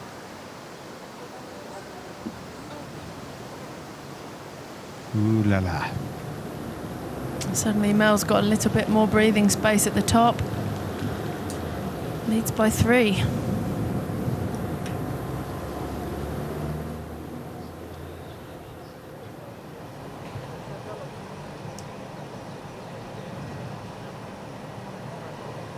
There is that confirmation that Reid has a 3-stroke advantage now over Gladys Nocera, whose compatriot Lucy Andre is a further stroke behind.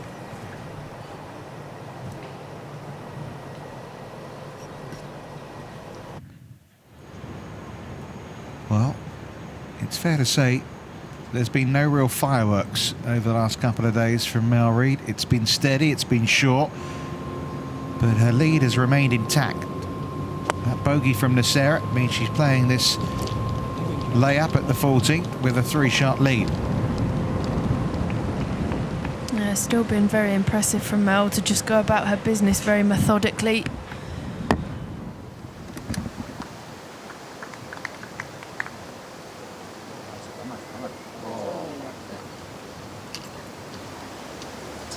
I think it's fair to say, as you say, not like many of the players, but that's been Kylie's story. I mean, the fact that her 2 birdies have come from reachable par 5s.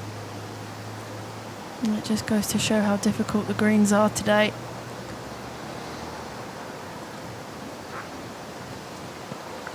It's hard not to get frustrated, but these girls aren't really creating themselves any real makeable chances. Yeah, both her wins came in a playoff, and of course if we had a playoff here, it wouldn't be a worry about how long it went on for, because you could always turn the floodlights on, couldn't you? Yeah, absolutely. That would be a new concept, wouldn't it? It's fully floodlit, this golf course, all 18 holes. They would only play a playoff at 18. Oh, Kylie. And another one bites the dust.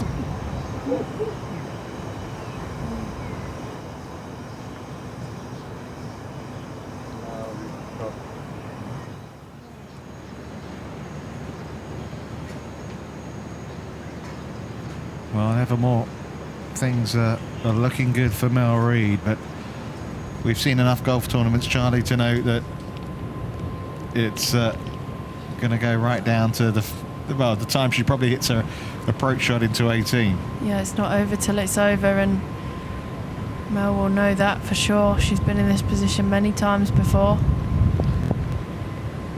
Kind of incredible in a way that at this tournament a year ago she was very much in the doldrums. She opened up with a round of 81 at last year's Turkish Airlines Ladies Open, and here she is a year on with the potential for getting back in the winner's circle. But playing first here at 14 is Pamela Bretzwell.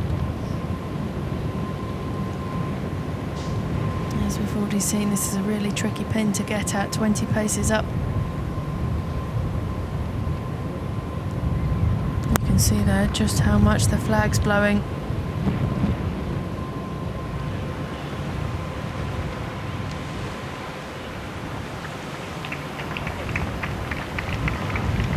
Tough driving hole, this 16th. See all those bunkers down the right. Pretty tight as well, trees down the left. Down the left that Nocera was heading. That's definitely going to be in the rough.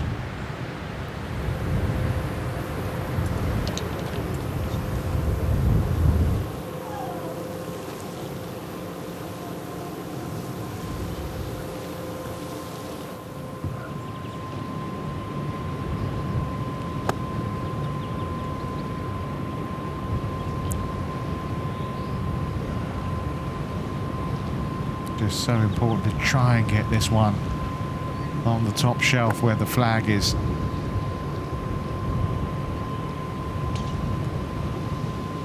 Wind really blowing.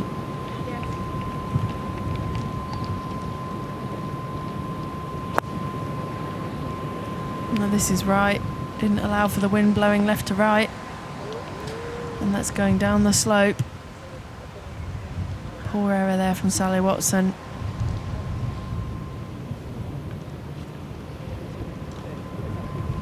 Well, maybe the tournament leader can show us how it's done. Oh, she's got a good angle to attack this as well.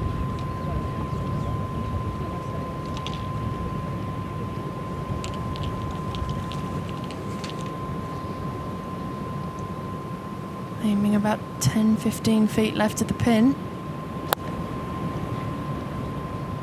Let the wind do its job. Big error. Yeah.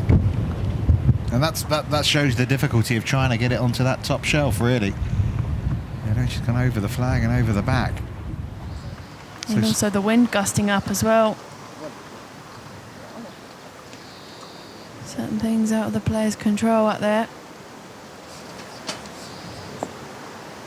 Another one to miss it right.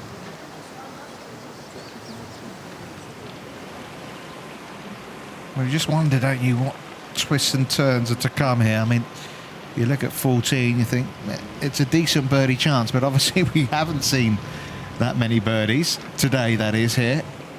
And obviously Reed's still got work to do here to make sure she doesn't do worse than come off with a 5. It's not going to be the most simple of chip shots, really, is it?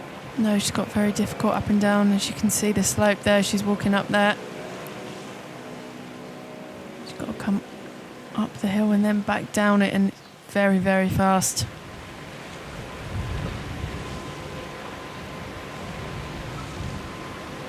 Well, it's never easy to win a golf tournament, particularly when you haven't won one for 3 years. I mean, this is a player who back in 2011 was inside the top 50 of the world. She plummeted all the way outside the top 300. Obviously there's been a little bit of a renaissance in the last few months, and I mean, it's fair to say she's put her head down. I mean, she admitted herself, didn't she? Obviously after going through such a difficult time, she pressed the self-destruct button, but it's a different Mel Reid, isn't it, now, to maybe the one a year ago? Absolutely. I think it's a testament to her that she has been so honest, and, you know, I think it would have been very difficult for anyone to try and tell her otherwise at that point. Obviously she was going through a very difficult time and was hurting emotionally, as was the rest of her family, so perhaps golf wasn't the top of her agenda, but she's made some changes now and really putting her career right back on track. And she's got the opportunity to put that hard work and make it bear fruit for her, because she can get up and down here, maintain the 3-shot lead. What an opportunity. Yeah, just has to watch the rough here, directly behind the ball.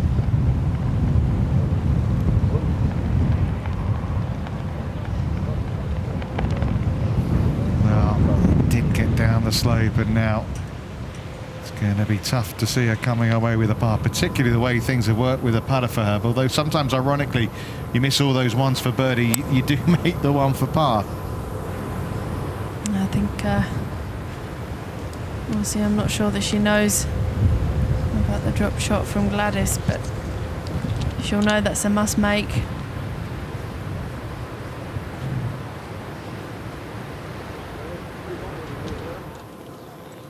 There is the ball of Gladys Nacera.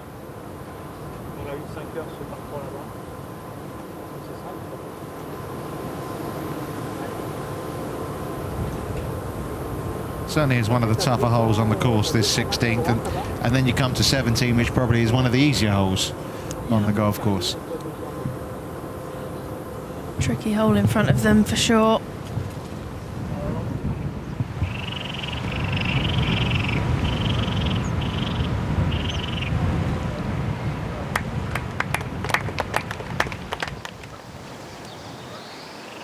Lucy Andre needing a delicate touch.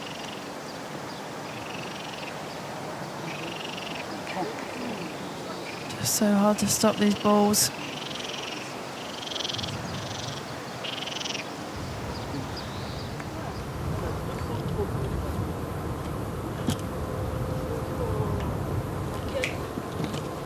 Again, going with the wood from the rough.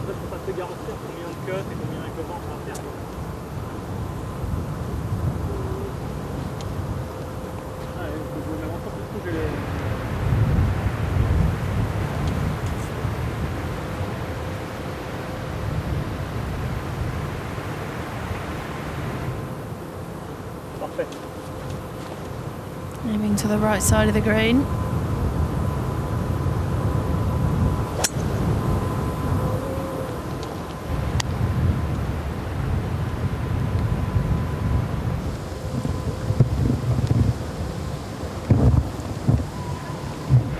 I think that might be bunkered. Can Mel Reid escape with a par? She can, you know. She can.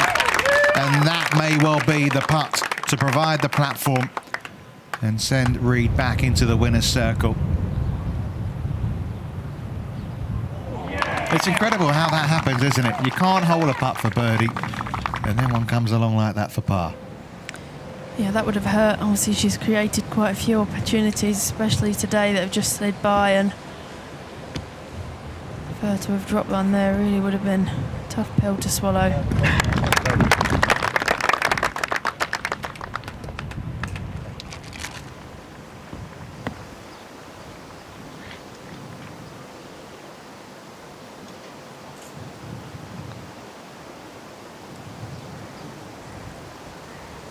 Oh, another drop shot, this time for Lucy Andre.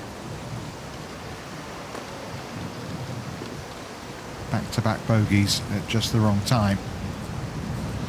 But she will be feeling very good about things. As you say, she may not have known Gladys has dropped the shot, but of course Nasera with work to do as well at this 16th hole.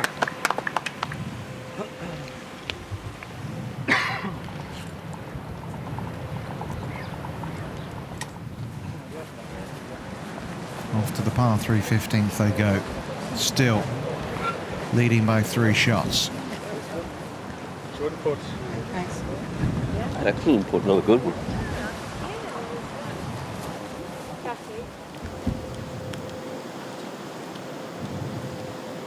Well, she actually came up short of the bunkers, did Gladys Nasera. She's quite a long way from the green still.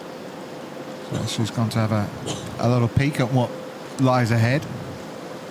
It's seemingly quite a lot of work to do for par now. But it's a pretty tough pin position, isn't it, today? It's definitely a tough pin position. It's going to be playing long today as well. So at best, players are going in here with a 4 iron.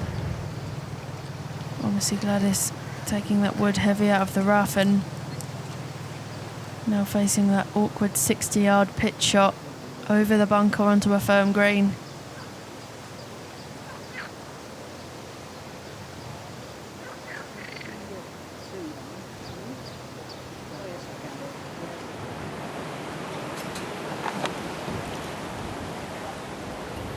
So third shot in for Gladys Nasera.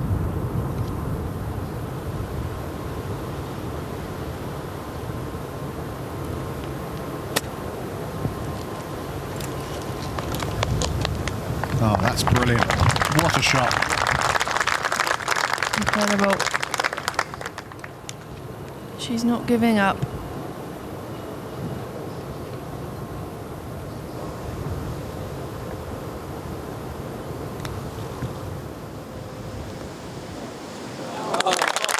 Not too shabby from Laura Davis either, was it?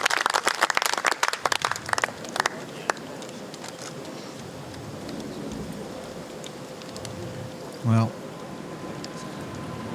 if she could make another par here, Mel, and at 16 as well, just chalk off hole by hole. Yeah, that's kind of all she's been doing all day. Obviously, she had a long run of pars.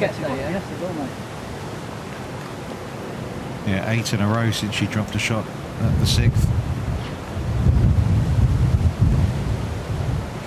With her experience, she'll know as well as anyone that birdies are very hard to come by out here today, and pars are a great score. Not really. That's fine though, mate. That'll do her. That's That's fine, mate. Good drink.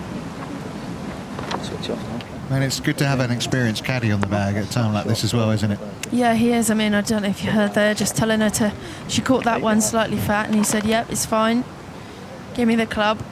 take a drink and switch off. Switching off is exactly what you need to do, because the mind can go into overdrive, especially when you've got a bit of a wait now while she waits for Pamela and Sally to play their tee shots.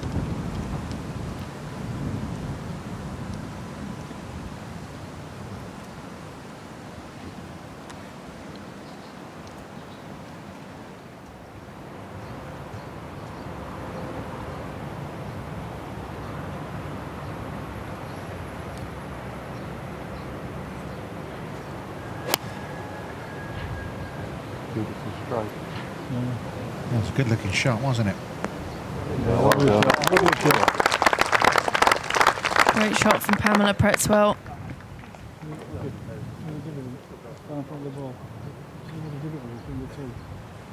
Already had a couple of birdies here. Dad, very happy with that one.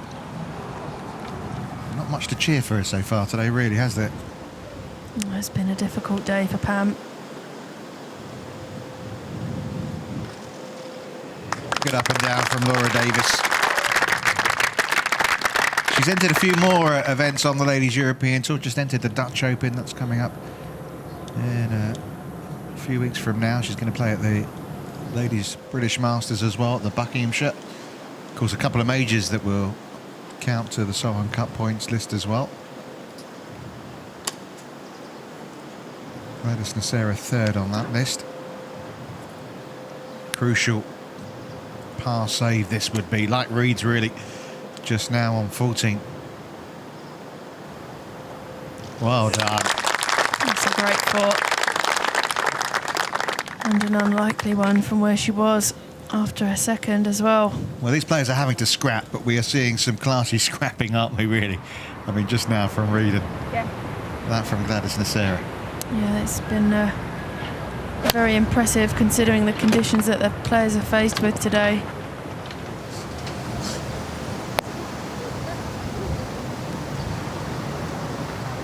And that's nestled right down.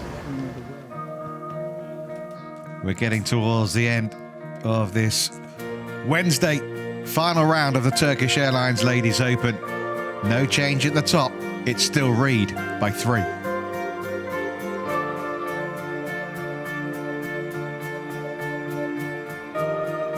Sally Watson still in there, but she's left herself a really tough up and down at 15. Birdie chance maybe though for Pamela Pretzwell there. Laura Davis heading for another Ladies European Tour top 10. The young Danes inside the top 10 as well. Pedersen just 19. Madsen just 20. There's some talent there, isn't there? Well, the future's looking bright on the Ladies European Tour, there's no doubt about that.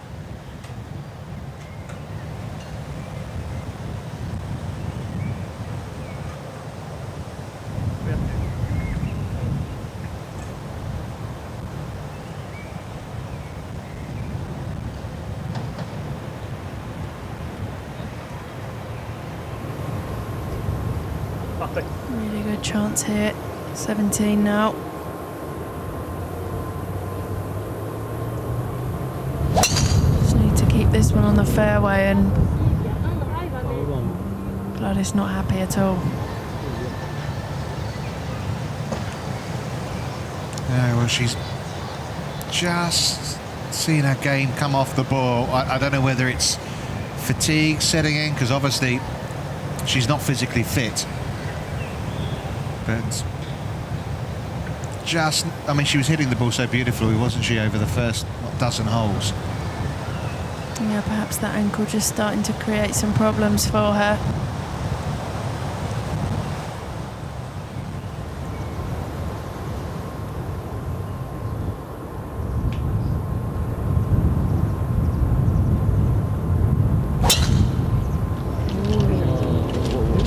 That's a snap hook from Kylie Walker.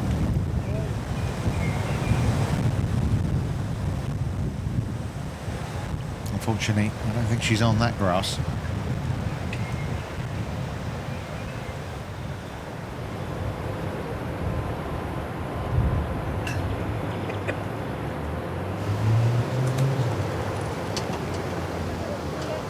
See, she didn't even land that on the green. Yeah, she's still got a lot of work to do for her par as well. It just goes to show you how difficult that shot was.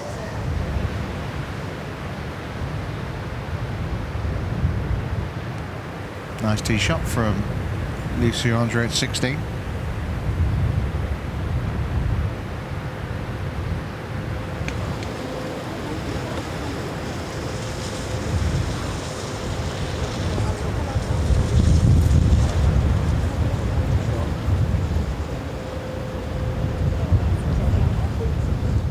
Well, the closing holes of this Turkish Airlines Ladies Open. Great putt on the last green for par.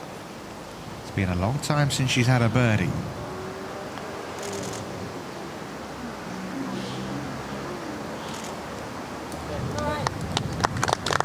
And should be safely in for another par though. Tristan, the official photographer for Ladies European Tour, obviously got his eyes on what he thinks the potential champion is. Yeah, at this stage I don't think he's wrong either.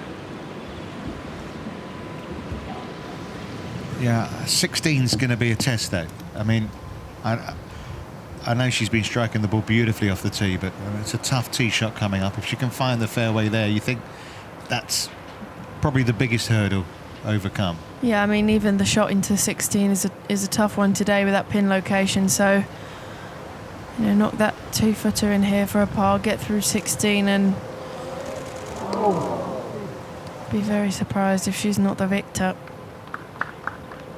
Yeah, and Sarah not in idle spot at 17. That's unfortunately a drop shot for Sally Watson, and she goes back to 6 under par now.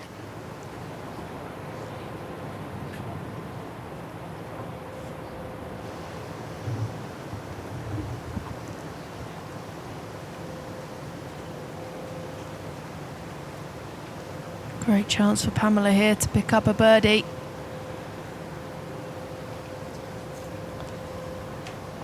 Very nicely done. Won't see many of those today.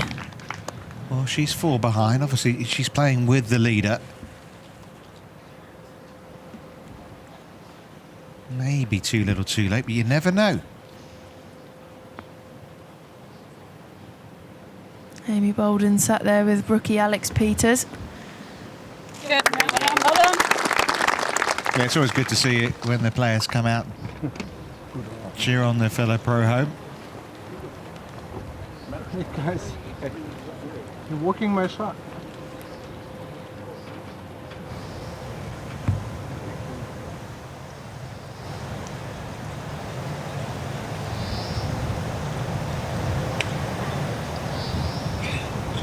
God, it's really looking like she's struggling on that ankle now.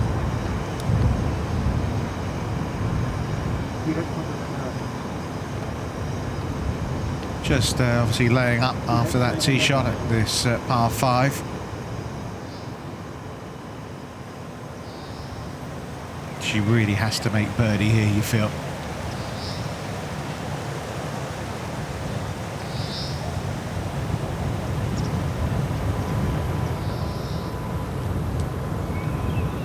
But, you know, there was some question whether she was going to play. You know, she wasn't 100% fit. She can't run. I mean, she hasn't really had that much practice. Obviously, being on crutches a couple of weeks ago. Herself falling out of a buggy when she was doing a photo shoot in Valderrama a month ago. I mean, it's been a real up and down couple of months, really. One in Morocco. Great first round at the Anna Inspiration, then missed the cut with an 18, then hurt herself.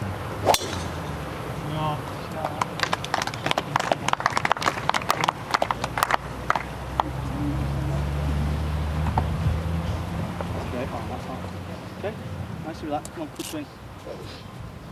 Just a few encouraging words from Mark Wallington there for Mel Reid.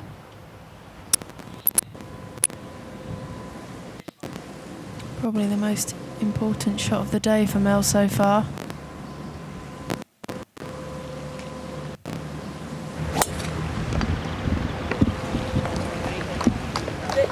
It's a little left. Yeah, I could hear a cry of sit.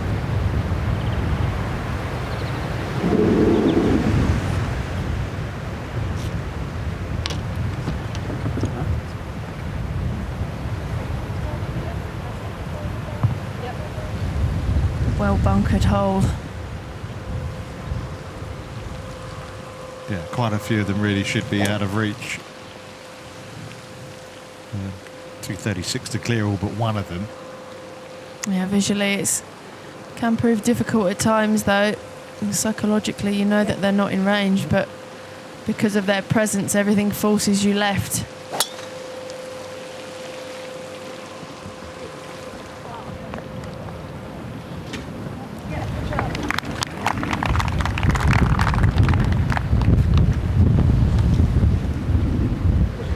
Well, it's proved to be the toughest hole on the course this week, this 424 yard par 4 16th.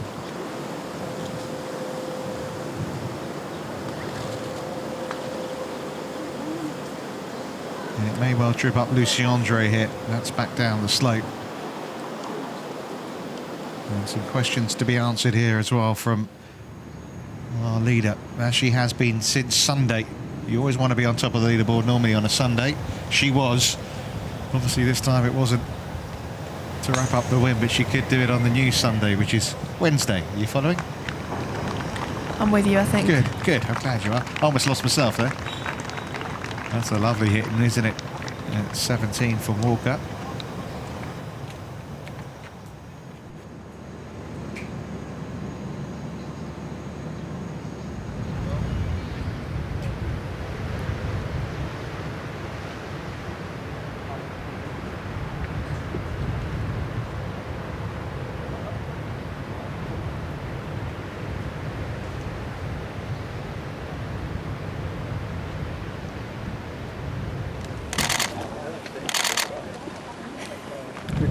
Just taking a picture of the cameraman. Amy Bolden looking for a new job, obviously. Now Laura trying to finish with a flourish. Doesn't like it. Tree trouble. Yeah, that really is tree trouble as well.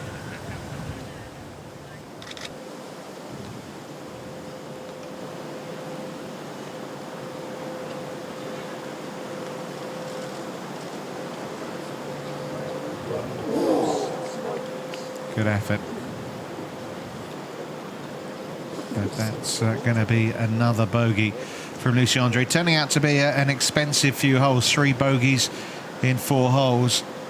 €75,000 for the winner. And she was in 3rd place not long ago. 30,000. But now she's slipping back. Maybe outside the top 10. So no big trouble, it seems, for Mel Reid, just in the rough down that left-hand side. Yeah, a lot of it will depend on the lie. And that's a lottery.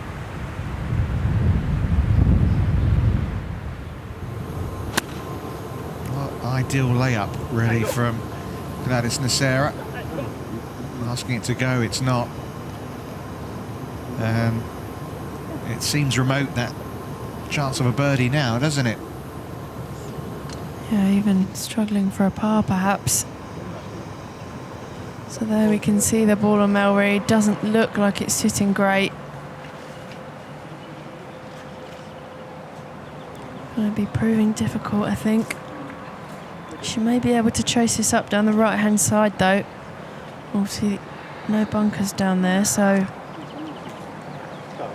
probably the more favourable route.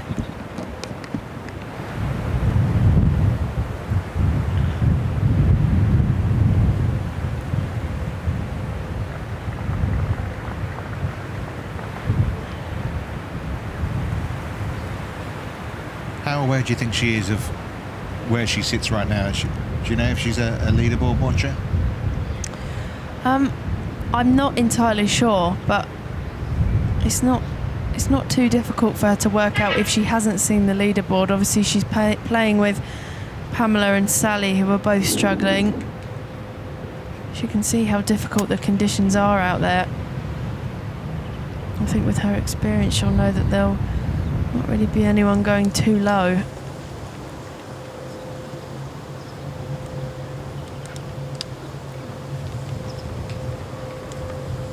Oh, for Reed here. It's just grab a par and run. She can make par here. She will go a long way to winning this golf tournament. Now the problem now is the less loft she takes, the more likely the rough is going to penalise her, so really needs to make a clear, good decision. But Sally Watson in prime position here at 16.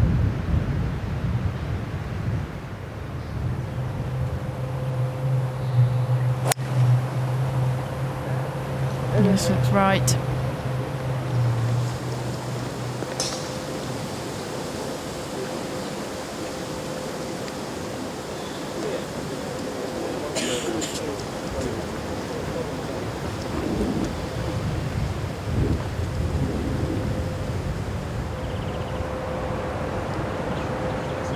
Brute force needed.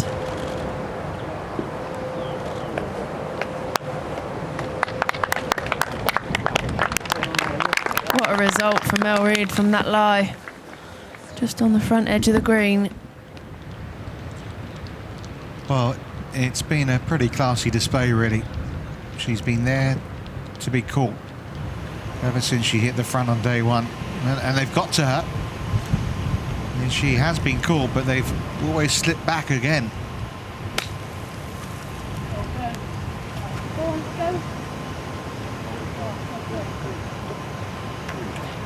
Good effort from Laura there.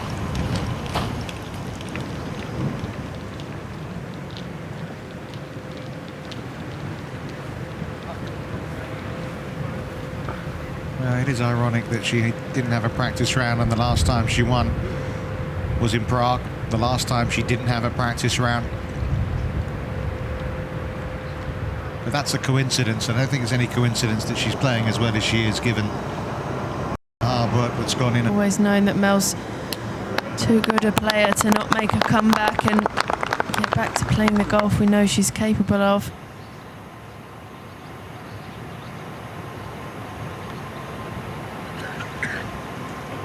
Needs some magic in this area, but it's not going to happen here at 17. And she remains 3 behind Mel Reid. You really feel like she had to birdie that 17th hole. Yeah, I think if there was going to be any chance at all for Gladys to take this title, that was a must birdie for. Yeah, now she's relying on Reid, and it's just been a steadfast performance so far from the 27-year-old English player.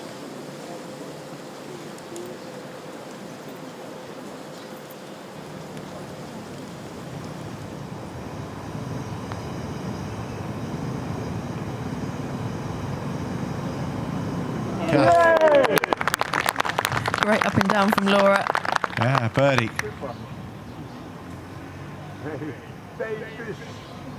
Fifth of the day. And when you bear in mind, there's only been 5 birdies between the 3 players in the final group. Laura's been a usual entertaining serve. Yeah, absolutely. It's one of the few longish putts we've seen hold today as well, and she's enjoying that one. Well, it takes her to 6 under par, which is good enough to take her into a tie for 4th place right now.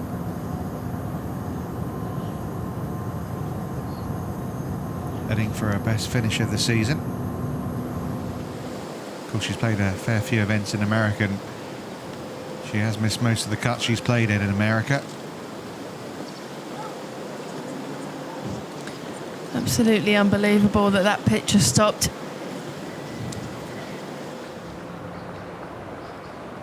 See what Sally Watson can do here. A bump and run, and that's going to work its way all the way back down.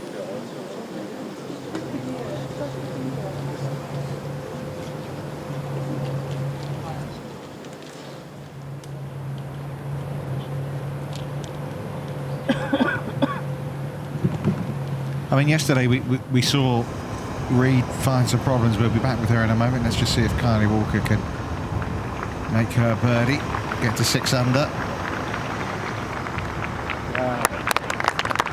Which she can. But I was going to say, yesterday we saw some wobbles. I mean, she lost it a little bit down the 12th hole, a poor drive, and ended up with a double bogey. But today we just haven't seen any of that. Just a little bit of frustration on the greens, but from tee to green, in general, she's been as good as anybody out there. Yeah, she really has. I mean, this display of golf reminds me very much of the round that Nick Faldo played at the Open when he had 18 consecutive pars. It's almost like, you know, it's tough conditions out here. Come and get me. I'm just going to make pars, and you're going to have to do something special to come and catch me. And that's actually almost more impressive than someone going out there and firing a low number. It's been methodical and brilliant from Mel Reid today.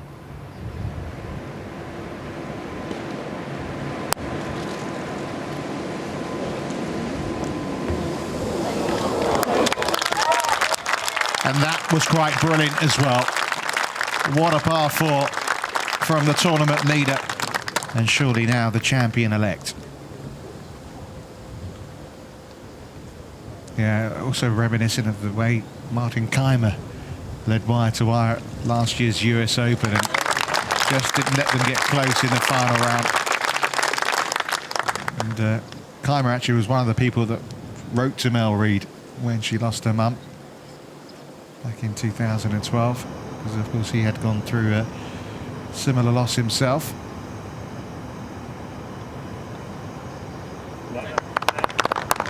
And Sarah having to settle for a par, and that's definitely not what she was after. No, come on.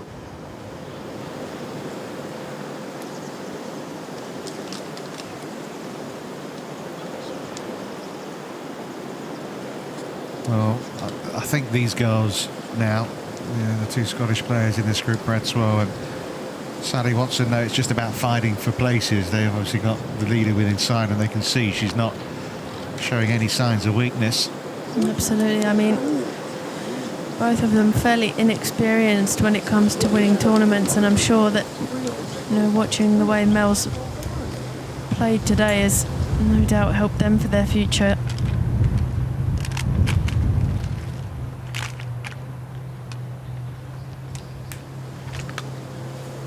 Definitely still trying to finish as high as possible, because there's obviously money involved in this thing. Well, it's €500,000 prize fund in total. Bradswell on the wall knows that's not going in, so it's going to be a bogey for her. Bogey at best for Sally Watson.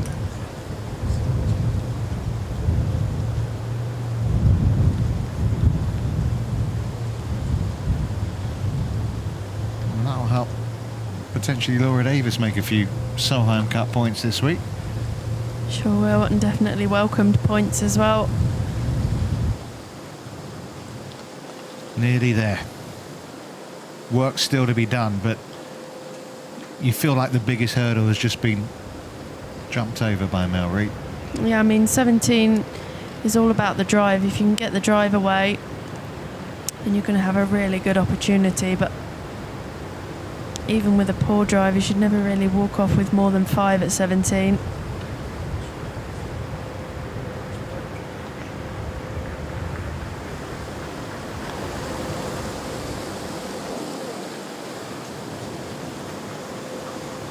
Big error from Sally Watson.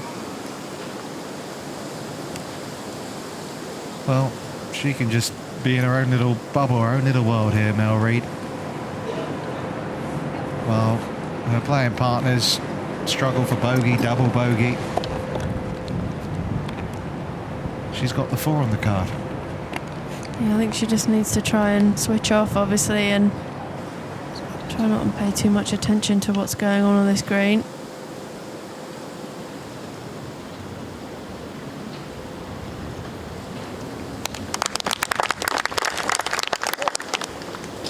So, more L's for Sally Watson.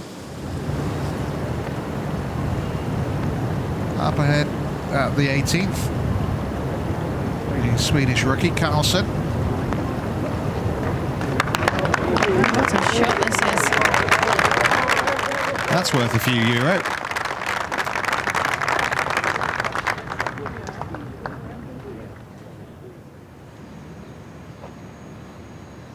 well, you kind of feel now it's Mel Reed's to lose.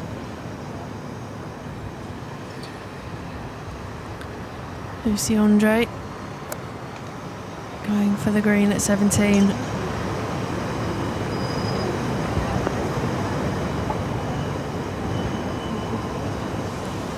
Found the bunker over there on the left-hand side.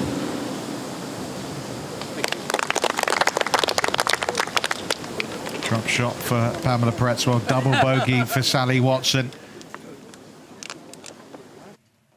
And Mel Reid now very close to home. 2 holes left to play. 3 shots her lead over Gladys Nacera. Laura Davis in a tie for third. Coming towards the end of Wednesday in Belek, the final round of the Turkish Airlines Ladies Open.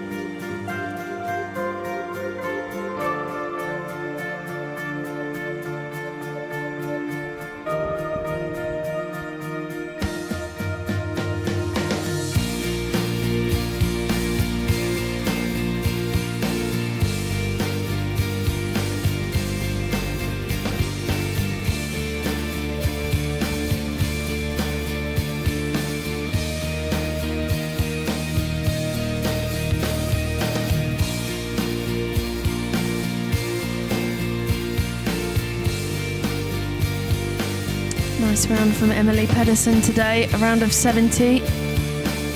Good final 2 days for her. 6 under par for the last 36 holes. Pluxataporn as well under par today, which is very good in those conditions.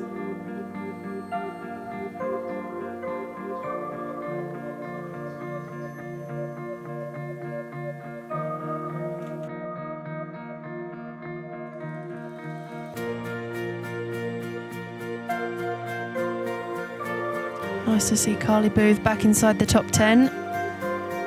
Struggled the last couple of seasons. Nice rounds as well from Patricia Sands Barrio, Marianne Skarp-Nord.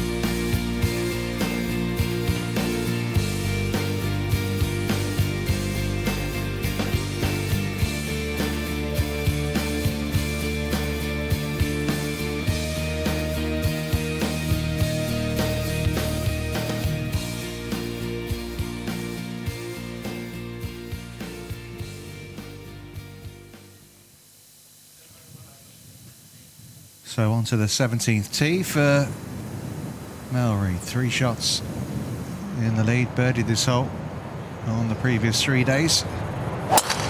Another booming drive.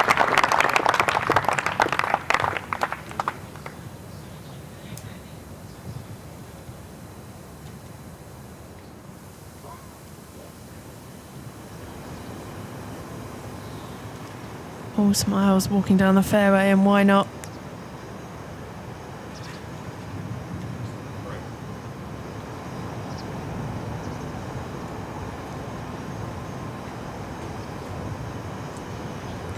Well, now it's a kind of like a pleasant walk, isn't it?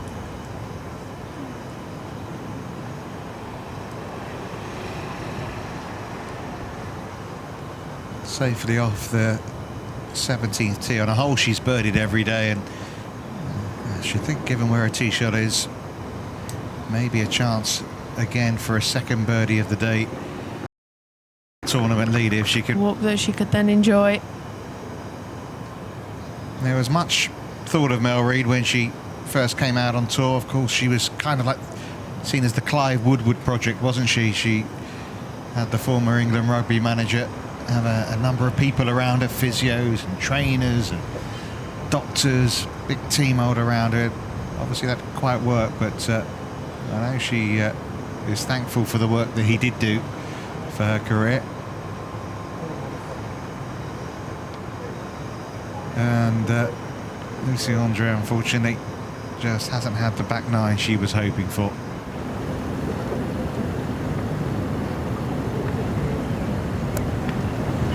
Well, has to try and stick this one in close, Gladys Nacera.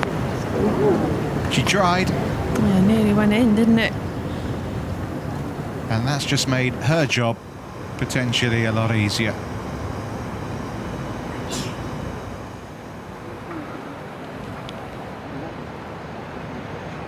prime position.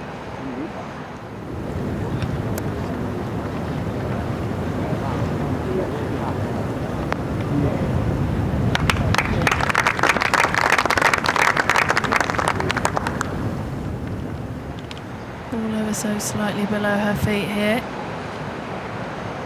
Shouldn't affect her too much.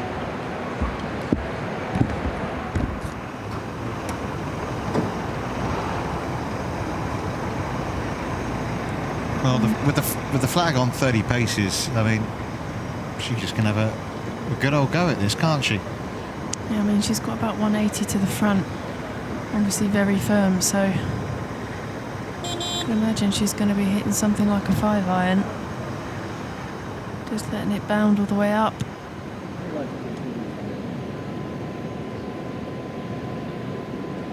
All depends on that breeze, though.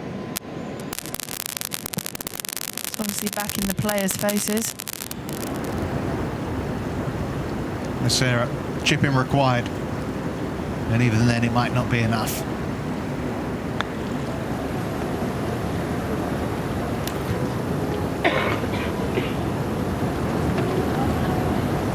Well, it's hard to not see the trophy ending up in this young lady's hands now. Yeah, obviously, Ooh.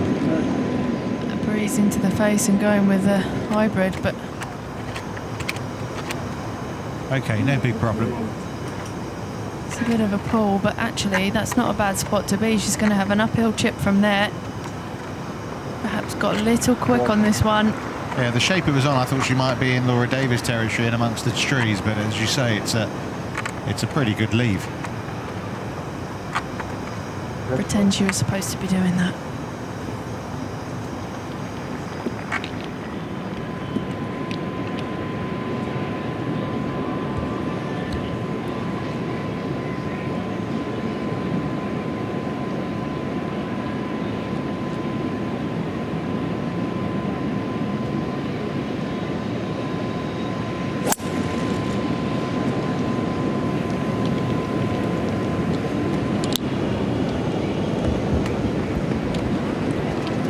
Unlucky that didn't skirt round the ridge. Just caught the collar of the rough there. Final hole for Kylie Walker.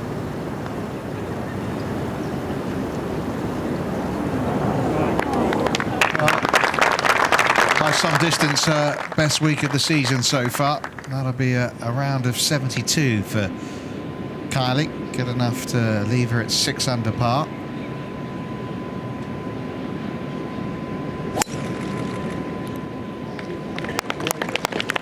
Watson back at 4 under now, urging it on. What a shot this is. That's a cracker.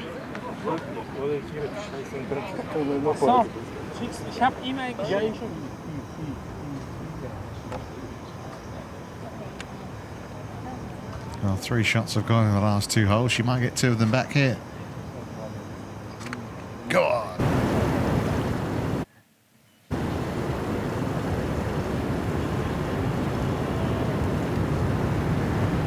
To get to 7 under par. Right on line.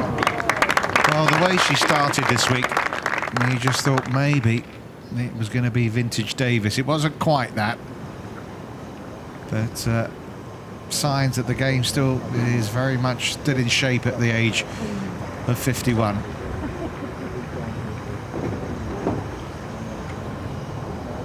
But it's all about Mel.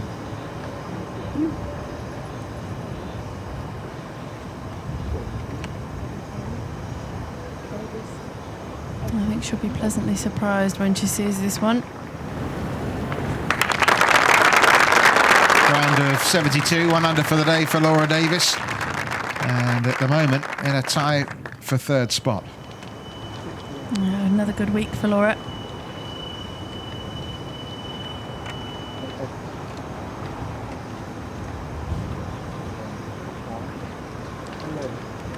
Quite rightly, Mel and Mark just taking their time. There's nothing being rushed here, is there? Everything just in their own time. Yeah, not changing the game plan at all, and why should she? It's been working so well today. Sarah to try and seal second spot. Still maybe good enough. You have to say, a brave effort. She played some wonderful golf over the first 11 holes, hobbling around. Just a few weeks from being on crutches, Gladys Nacera takes another step towards St. Leonrod and the Solheim Cup in September.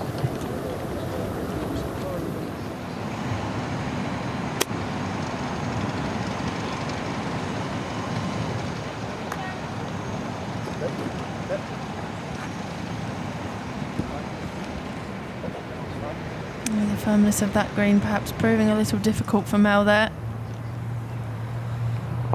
But it's okay.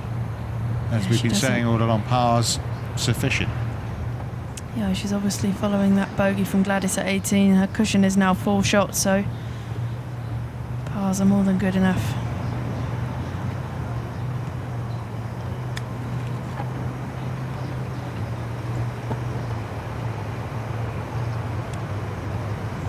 Not a bad effort there from Pamela Pretzwell. She'll need that to join Gladys at 7 under par.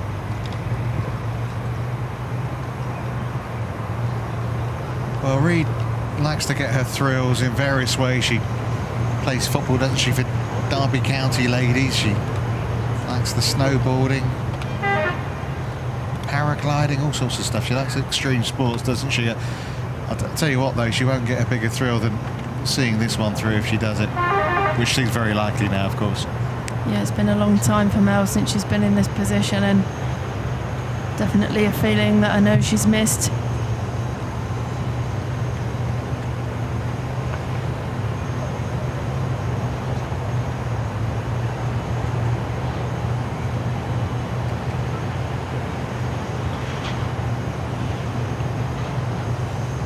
Well, this potentially is to stretch her lead to 5 shots.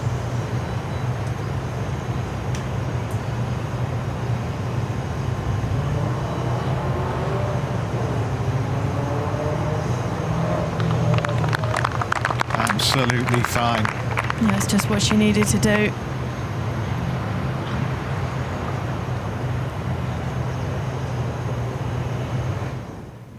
Just wanted the ball white.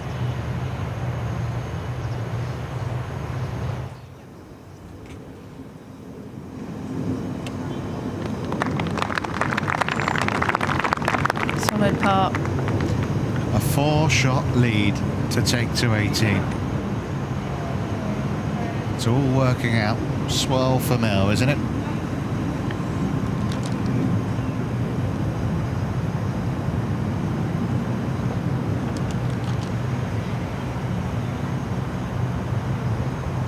And this would get Sally Watson back to 6 under par and in a tie for 3rd, so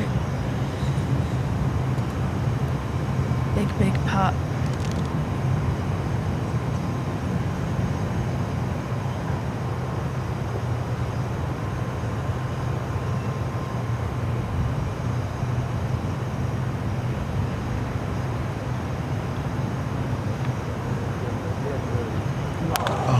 Robbed. Just a birdie.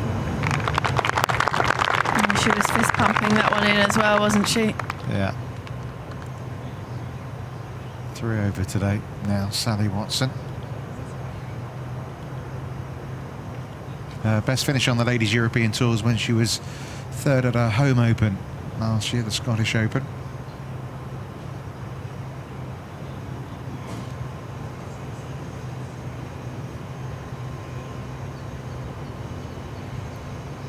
Putt now for Pamela to join Gladys Nacera in 2nd place at 7 under par.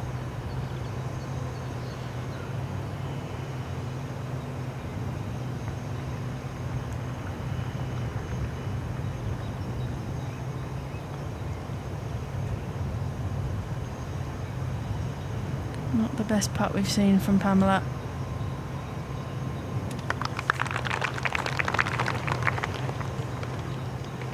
So off to the 18th for the final group. And all that stands between Mel Reid and lifting the Turkish Airlines Open Trophy for the second time is 382 yards of a par 4. A 4-shot cushion. Mel Reid so close to tasting victory once again.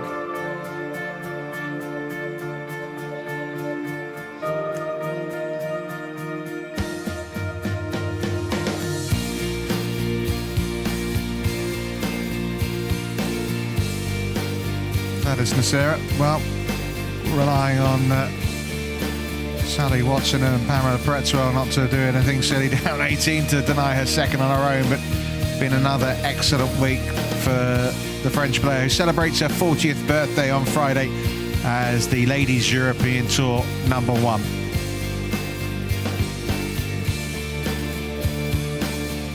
Emily Pedersen continues to impress as the #1 rookie on the tour this season.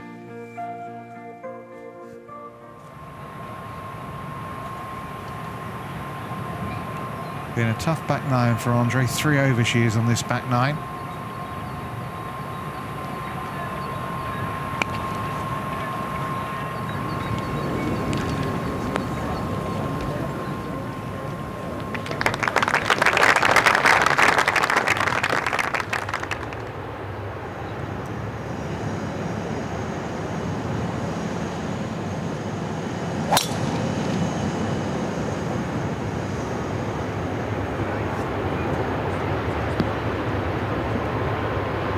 See that tree there, 224 yards to clear it. Yeah, shouldn't be a problem for Mel. Been hitting the ball such a long way.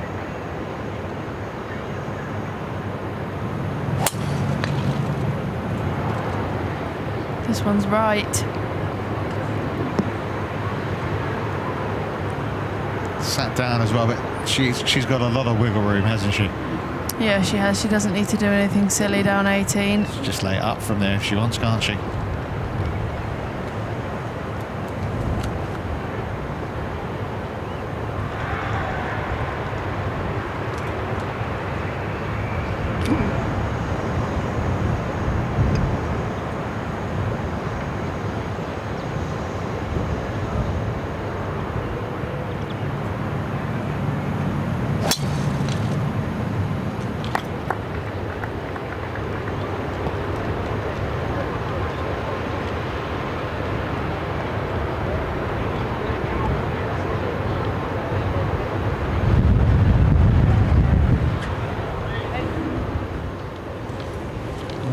Should be a nice walk for Mel Reid.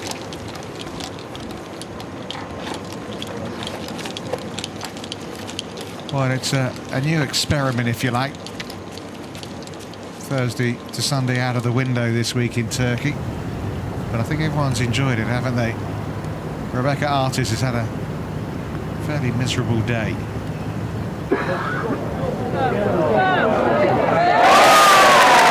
But always nice doing on a high note, isn't it?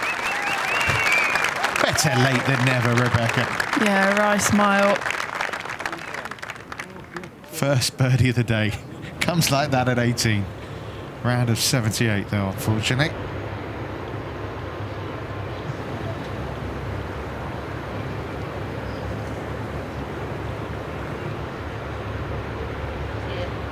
Nana Madsen been so impressive already this year.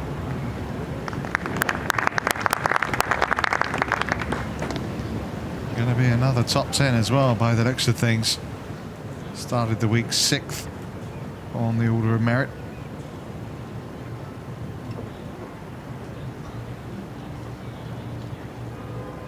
She had a very impressive amateur career, didn't she? I mean, so it's not a huge surprise to see her playing so well so quickly.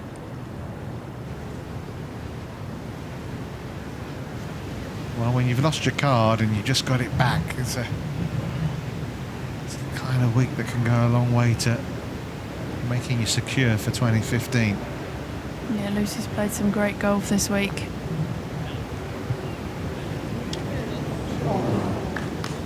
It's just trickled on more than she would have liked.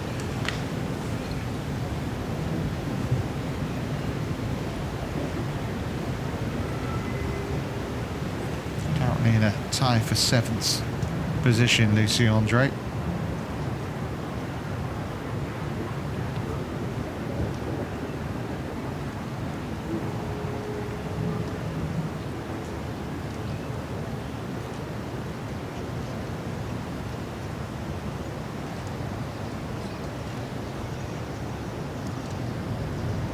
This to secure only the 2nd top 10 in an early T career that goes back 4 years now. Oh, can she hold her nerve?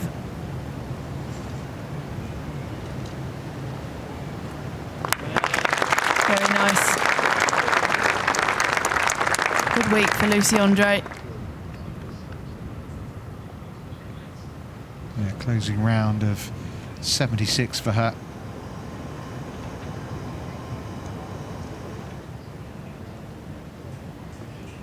Yeah, I think we're going to see a lot of Nana Kurtz-Madsen over not just this year, but of course in the years to come. A real talent, it would seem.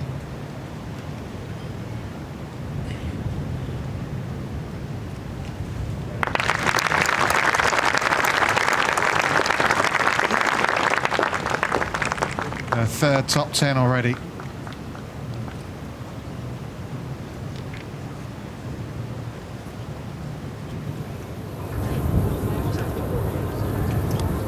Well, it wasn't exactly the ideal drive for Mel Reid. I mean, did she just lay up here, or I suppose it depends how bad the lie was. It looked like it was sitting down though, didn't it? Yeah, it did, and obviously she's got these trees in front of her to contend with as well, so the last thing she needs to be doing is contending with those, potentially leaving it in the canopy of the tree, losing the ball. There's all kinds of things that can go on here, so I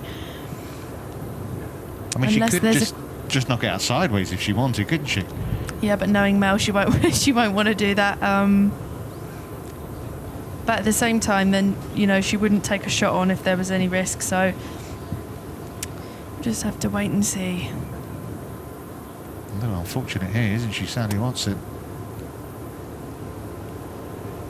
Just coming off the fairway and into the pretty thick, tangly grass there. Pretty much the same place she was in yesterday, actually, and she played a remarkable shot onto the green.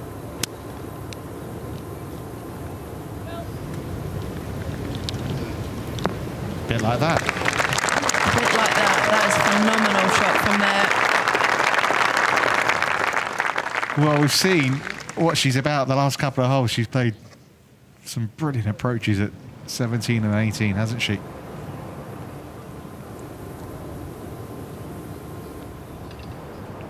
Mel just going for the right corner of the green here.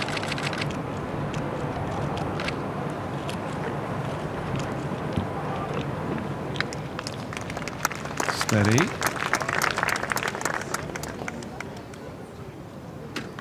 Okay. Yeah, that tree is pretty close by, but I think she's okay. Just got unlucky there with the downslope. Must remember she has got 4 shots to play with. Yeah, I think she can enjoy the walk now. Ball way above Pamela Pretzwell's feet here.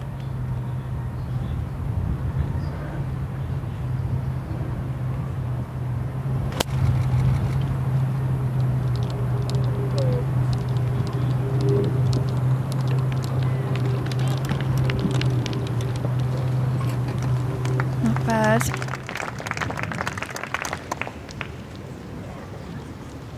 Well, time for Mel Reid to suck it all in, really, and I'm sure she's going to have a few private thoughts as well. She knows the job isn't yet done. Can't tell me, can you? She wants to know if it's on the green, doesn't she? I think she might want to put that putter back, actually, for the time being. I don't know, do I?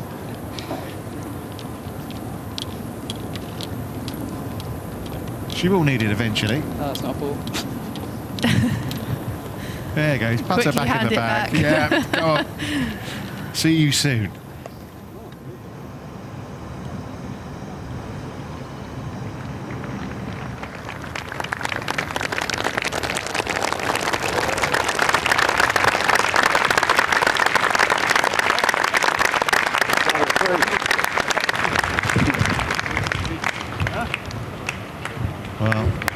looks as if it's going to be from start to finish from Mel Reid. She really set out the stall, didn't she, with that opening round of 65, and then she followed it up superbly, finishing with 5 birdies in the last 6 holes for the 69 on Monday's day 2.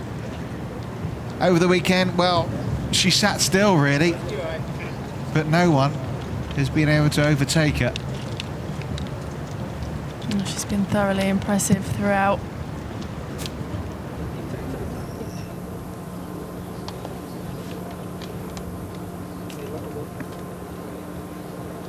Just needing to nudge this one out of the rough. It wasn't far away, was it, from being in a really rotten spot, but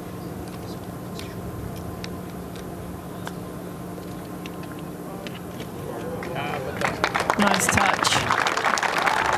well, it's been an impressive performance, really has been, and a mature one as well. I've been really, really impressed today.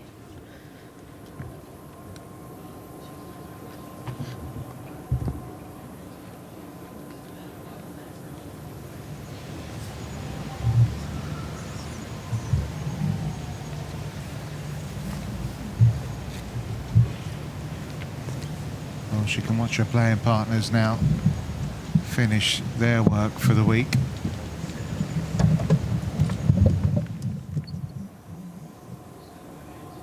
And you do feel watching Pamela Pretzwell this weekend, the rest of this year, that she's knocking on the door with such regularity. A win's around the corner for her as well. Yeah, I think so. Obviously, she's just today getting used to going out there in the final group on the final day. It's a experience that she hasn't maybe gone through many times before, but there's no doubt whatsoever that Pamela's got the game to win out here, and yet another very impressive week for her. Yeah, she went through an experience at Mission Hills a few months back, playing with So Yeon Yu. Finished 6th there. She's I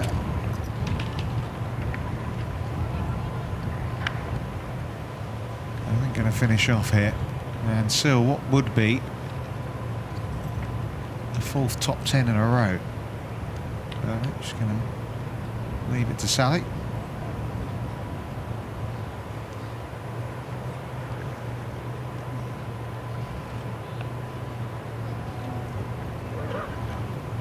Really was a fabulous shot in, wasn't it? Yeah, this means a lot in terms of money as well. She'll jump from 6th place on her own into a tie for 3rd, so definitely one that she'll want to hold. Yeah, quite a quick putt. It'll move from right to left as well.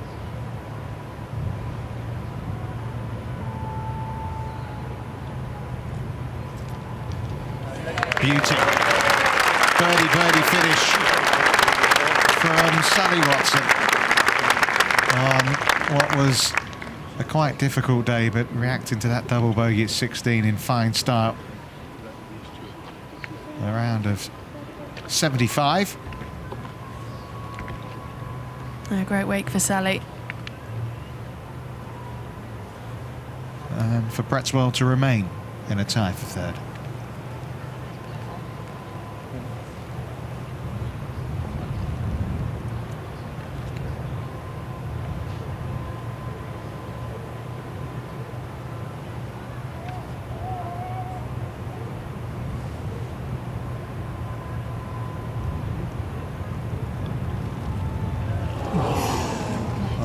Dear, what a shame.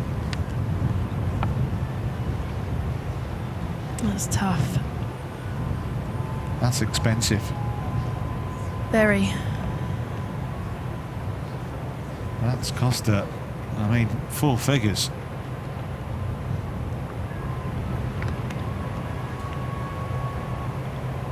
She jumps out of a tie for 3rd and into 6th spot.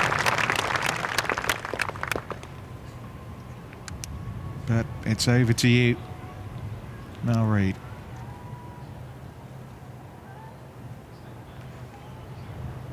Yeah, I think this is an emotional one. I think watery eyes already. Mel Reid is back.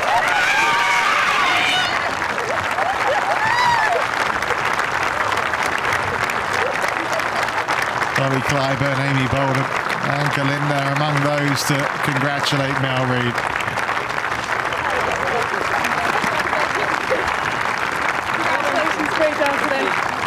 Cheers, mate. A real superb performance of front running, wasn't it, from the English player.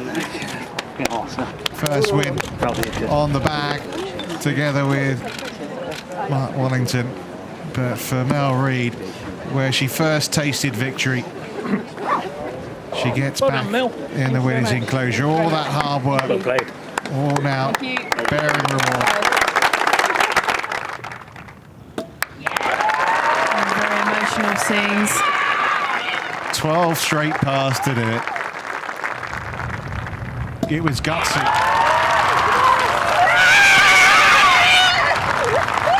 Straight in the face with the champagne. I don't think she cares. It's a nice way to cool down, isn't it?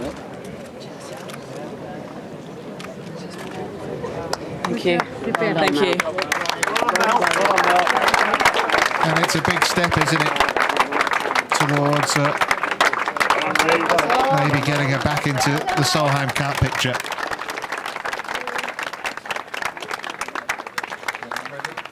Gladys, it wasn't Okay, quite let's to hear beat from today, Gladys Nassera but with their second good place. balls. Are you happy with that? Yeah, very happy.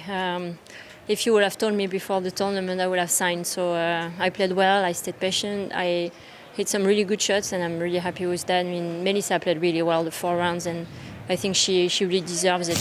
She's been playing really well, so I'm really happy for her. How much did your injury affect you out there today? It was difficult, you know. I'm starting to be tired on my legs, and I can feel the tendons. It's pulling on it, and it hurt. But I didn't hit my drive really well because, mostly because I'm scared to hurt myself more. So I just took it easy and didn't hit the ball really far, but made it on the fairway. So that was the point. There was one stage I thought you were going to catch Mel. It was the birdies at 8, 9, and 11. But after that, you just couldn't quite build on it. No, I played well, but didn't get the right bounces or didn't get the putts in. Really unfortunate on 14 on the par 5 where I land my ball right on the edge and just rolled down, and that was a shame because could have made a birdie there. But that's the way it is. That's golf. Phil, another excellent week for you. Well done. Thank you very much. Thanks. Indeed it is. Cements her place at the top of the order of merit, but Turkey once again belongs to Mel Reid, and all she's got to do now is sign a card and enjoy the sweet taste of victory. Then we'll get to hear from her as well. But Charlie, it's never easy, is it, to win wire to wire, but that's exactly what Mel Reid's done here. A 4-stroke victory at the Turkish Airlines Ladies Open. Yeah, especially today. I mean, it was a complete masterclass from Mel, start to finish. Obviously, birdied the first, had a wobble at 6 with that bogey on the par 5, and then just an incredible run of solid pars. Significant one, wasn't it? The one at 14 when she was at the back of the green, left the putt short. Gladys was only a few shots away at the time. Yeah, that was coming off a run of a few missed chances as well. So I think had that one not dropped, I think perhaps some frustration, but obviously showed her class in knocking that one in at a time when she really needed to, and just thoroughly impressed. Yeah, Gladys Nassera, who was first in Morocco, where Mel Reid was runner-up. It's roles reversed in Turkey. Carly Booth just inside that top 10. Not a bad second LET event for Lynn Carlson, is it? As we've been saying, Anna Kurtz-Madsen continues to impress. But it's been a good test, hasn't it? The Korea Golf Club, with the firm conditions, the wind blowing today. Only 19 players managed to break par through their 4 rounds.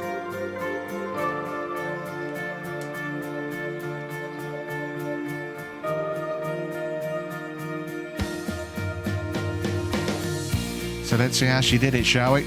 Our champion, Mel Reid.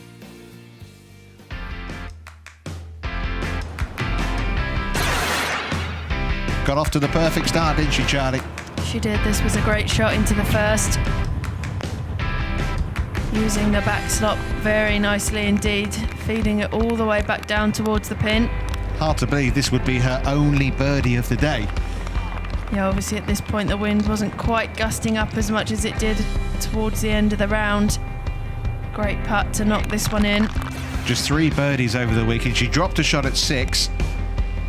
This at the R5 ninth. This is a great wedge shot. Unfortunately, didn't convert that one. Then the 10th, tough hole, but she was striking the ball beautifully, wasn't she? Yeah, she had it on a string today. I mean, that's a classy shot. Should have made a birdie, really, but the putts just weren't going in. And this was the putt, really, that I felt personally I couldn't see her losing from that point on. Yeah, that was a turn screw. Quality shot in with a second at 16 and an even better putt. Yeah, I think this was one of the shots of the day. Just at a time when... It's been some week. It's been some getting used to, I suppose, in a way, starting on a Sunday, but I think it's in terms of the publicity that it's generated, it's worked, and what a worthy champion it's been as well. She's hit the front on day one, and she's still sitting there after 4 days at the Korea Golf Club. Mel Reid is your champion in 2015.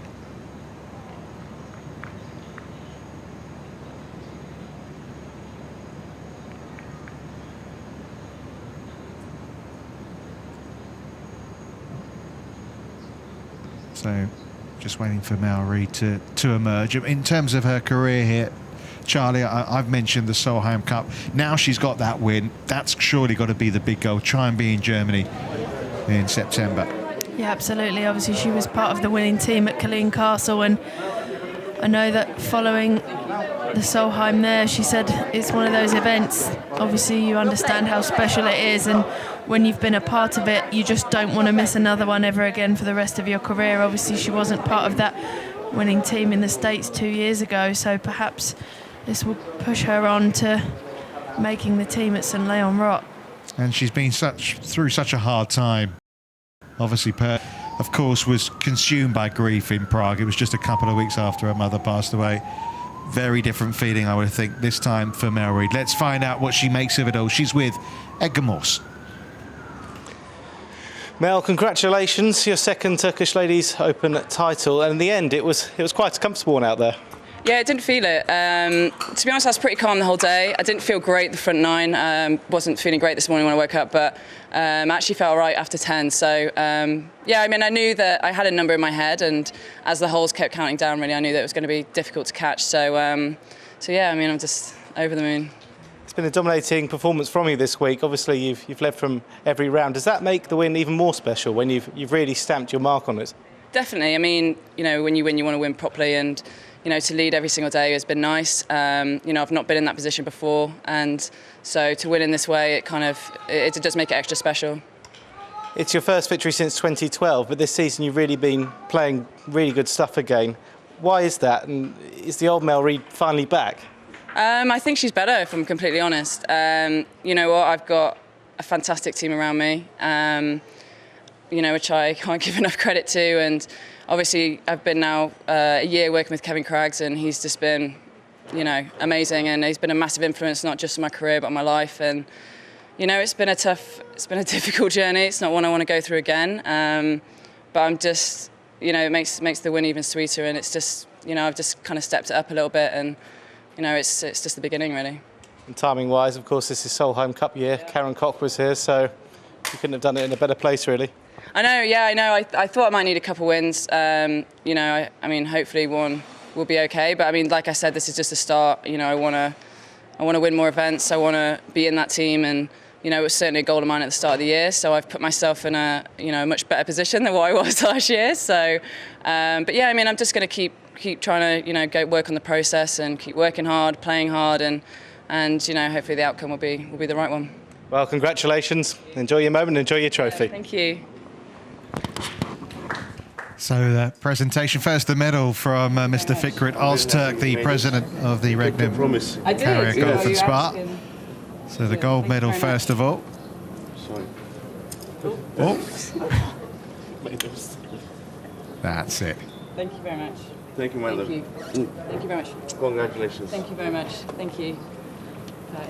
Thank you. And then the trophy from Dr. Bülent Göktürk, the president of Minex International.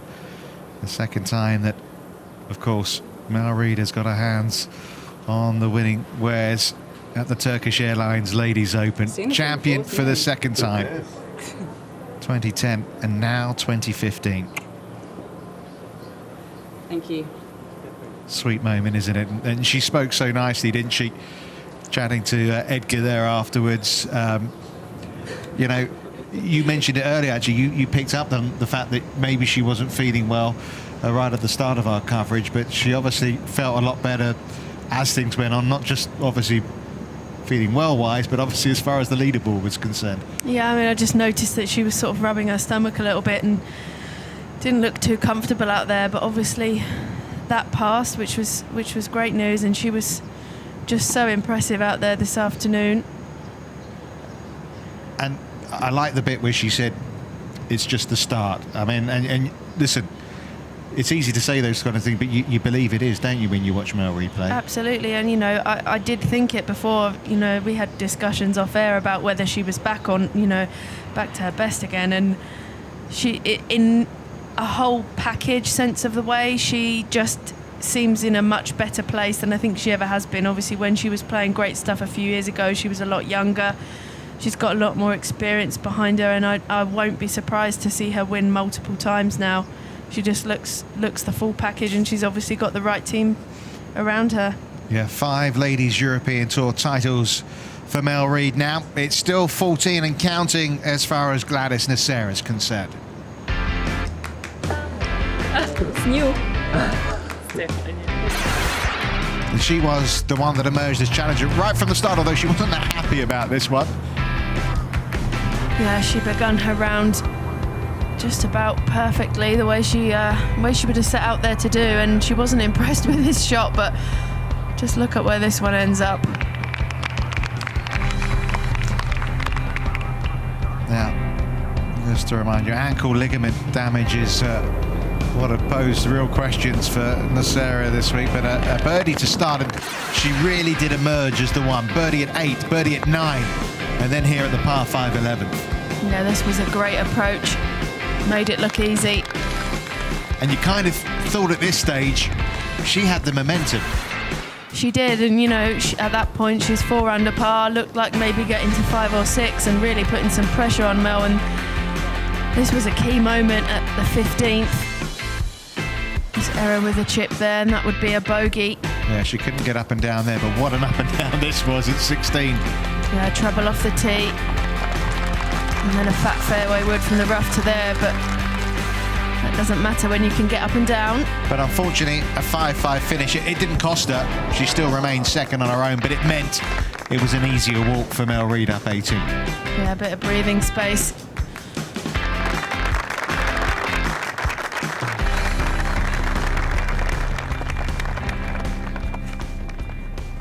Yeah, well played, Gladys Nasser. Really has been a terrific season so far. For the ladies, celebrates her 40th birthday on Friday. She can do it sitting atop the Ladies European Tour Order of Merit. As I mentioned, roles reversed from Morocco, where Nasser finished first and Reid finished second. Great to see Laura Davis on the right end of leaderboards. She won't have given up yet on making that Solheim Cup team. You can be assured about that. Good week for the Scots. Carly Walker, Sally Watson finishing in a tie for third. Expensive miss at the end from Pamela Pretzwell, leaving her back at 5 under par. You can see the scores there. Nobody in the 60s. Obviously, it's a par 73. Emily Pedersen, the teenage Dane, the best of the lot there amongst the leaders with a 3 under par day. Beth Allen finishing in that group at 2 under par. It's the second top 10 on the Ladies European Tour for Lucy Andre. Great finish, wasn't it, from Rebecca Artis. And Nana Madsen consolidates her position in the top 10 of the rankings. We'll see plenty of Georgia Hall, I should think, this year on the Ladies European Tour. Only 19 years of age.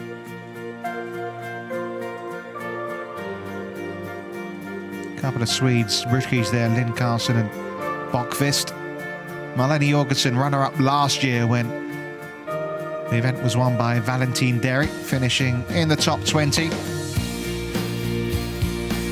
Ursula Wikström, who's also had a runner-up finish at this tournament with a round of 73. Amy Borden, 74 today, just wasn't the final 2 rounds she was hoping for. She was in contention with 36 holes played.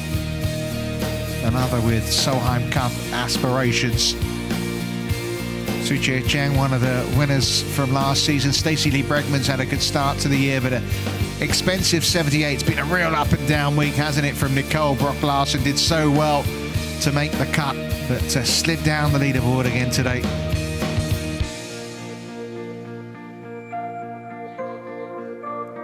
Cut mark came at 5 over par. So these players have had their struggles, but it's fair to say that wind and the firmness of the greens posed a lot of questions, which is why not one round in the 60s today. But there was one round and one player where it didn't matter about being in the 60s. 73 for Mel Reid, a worthy champion.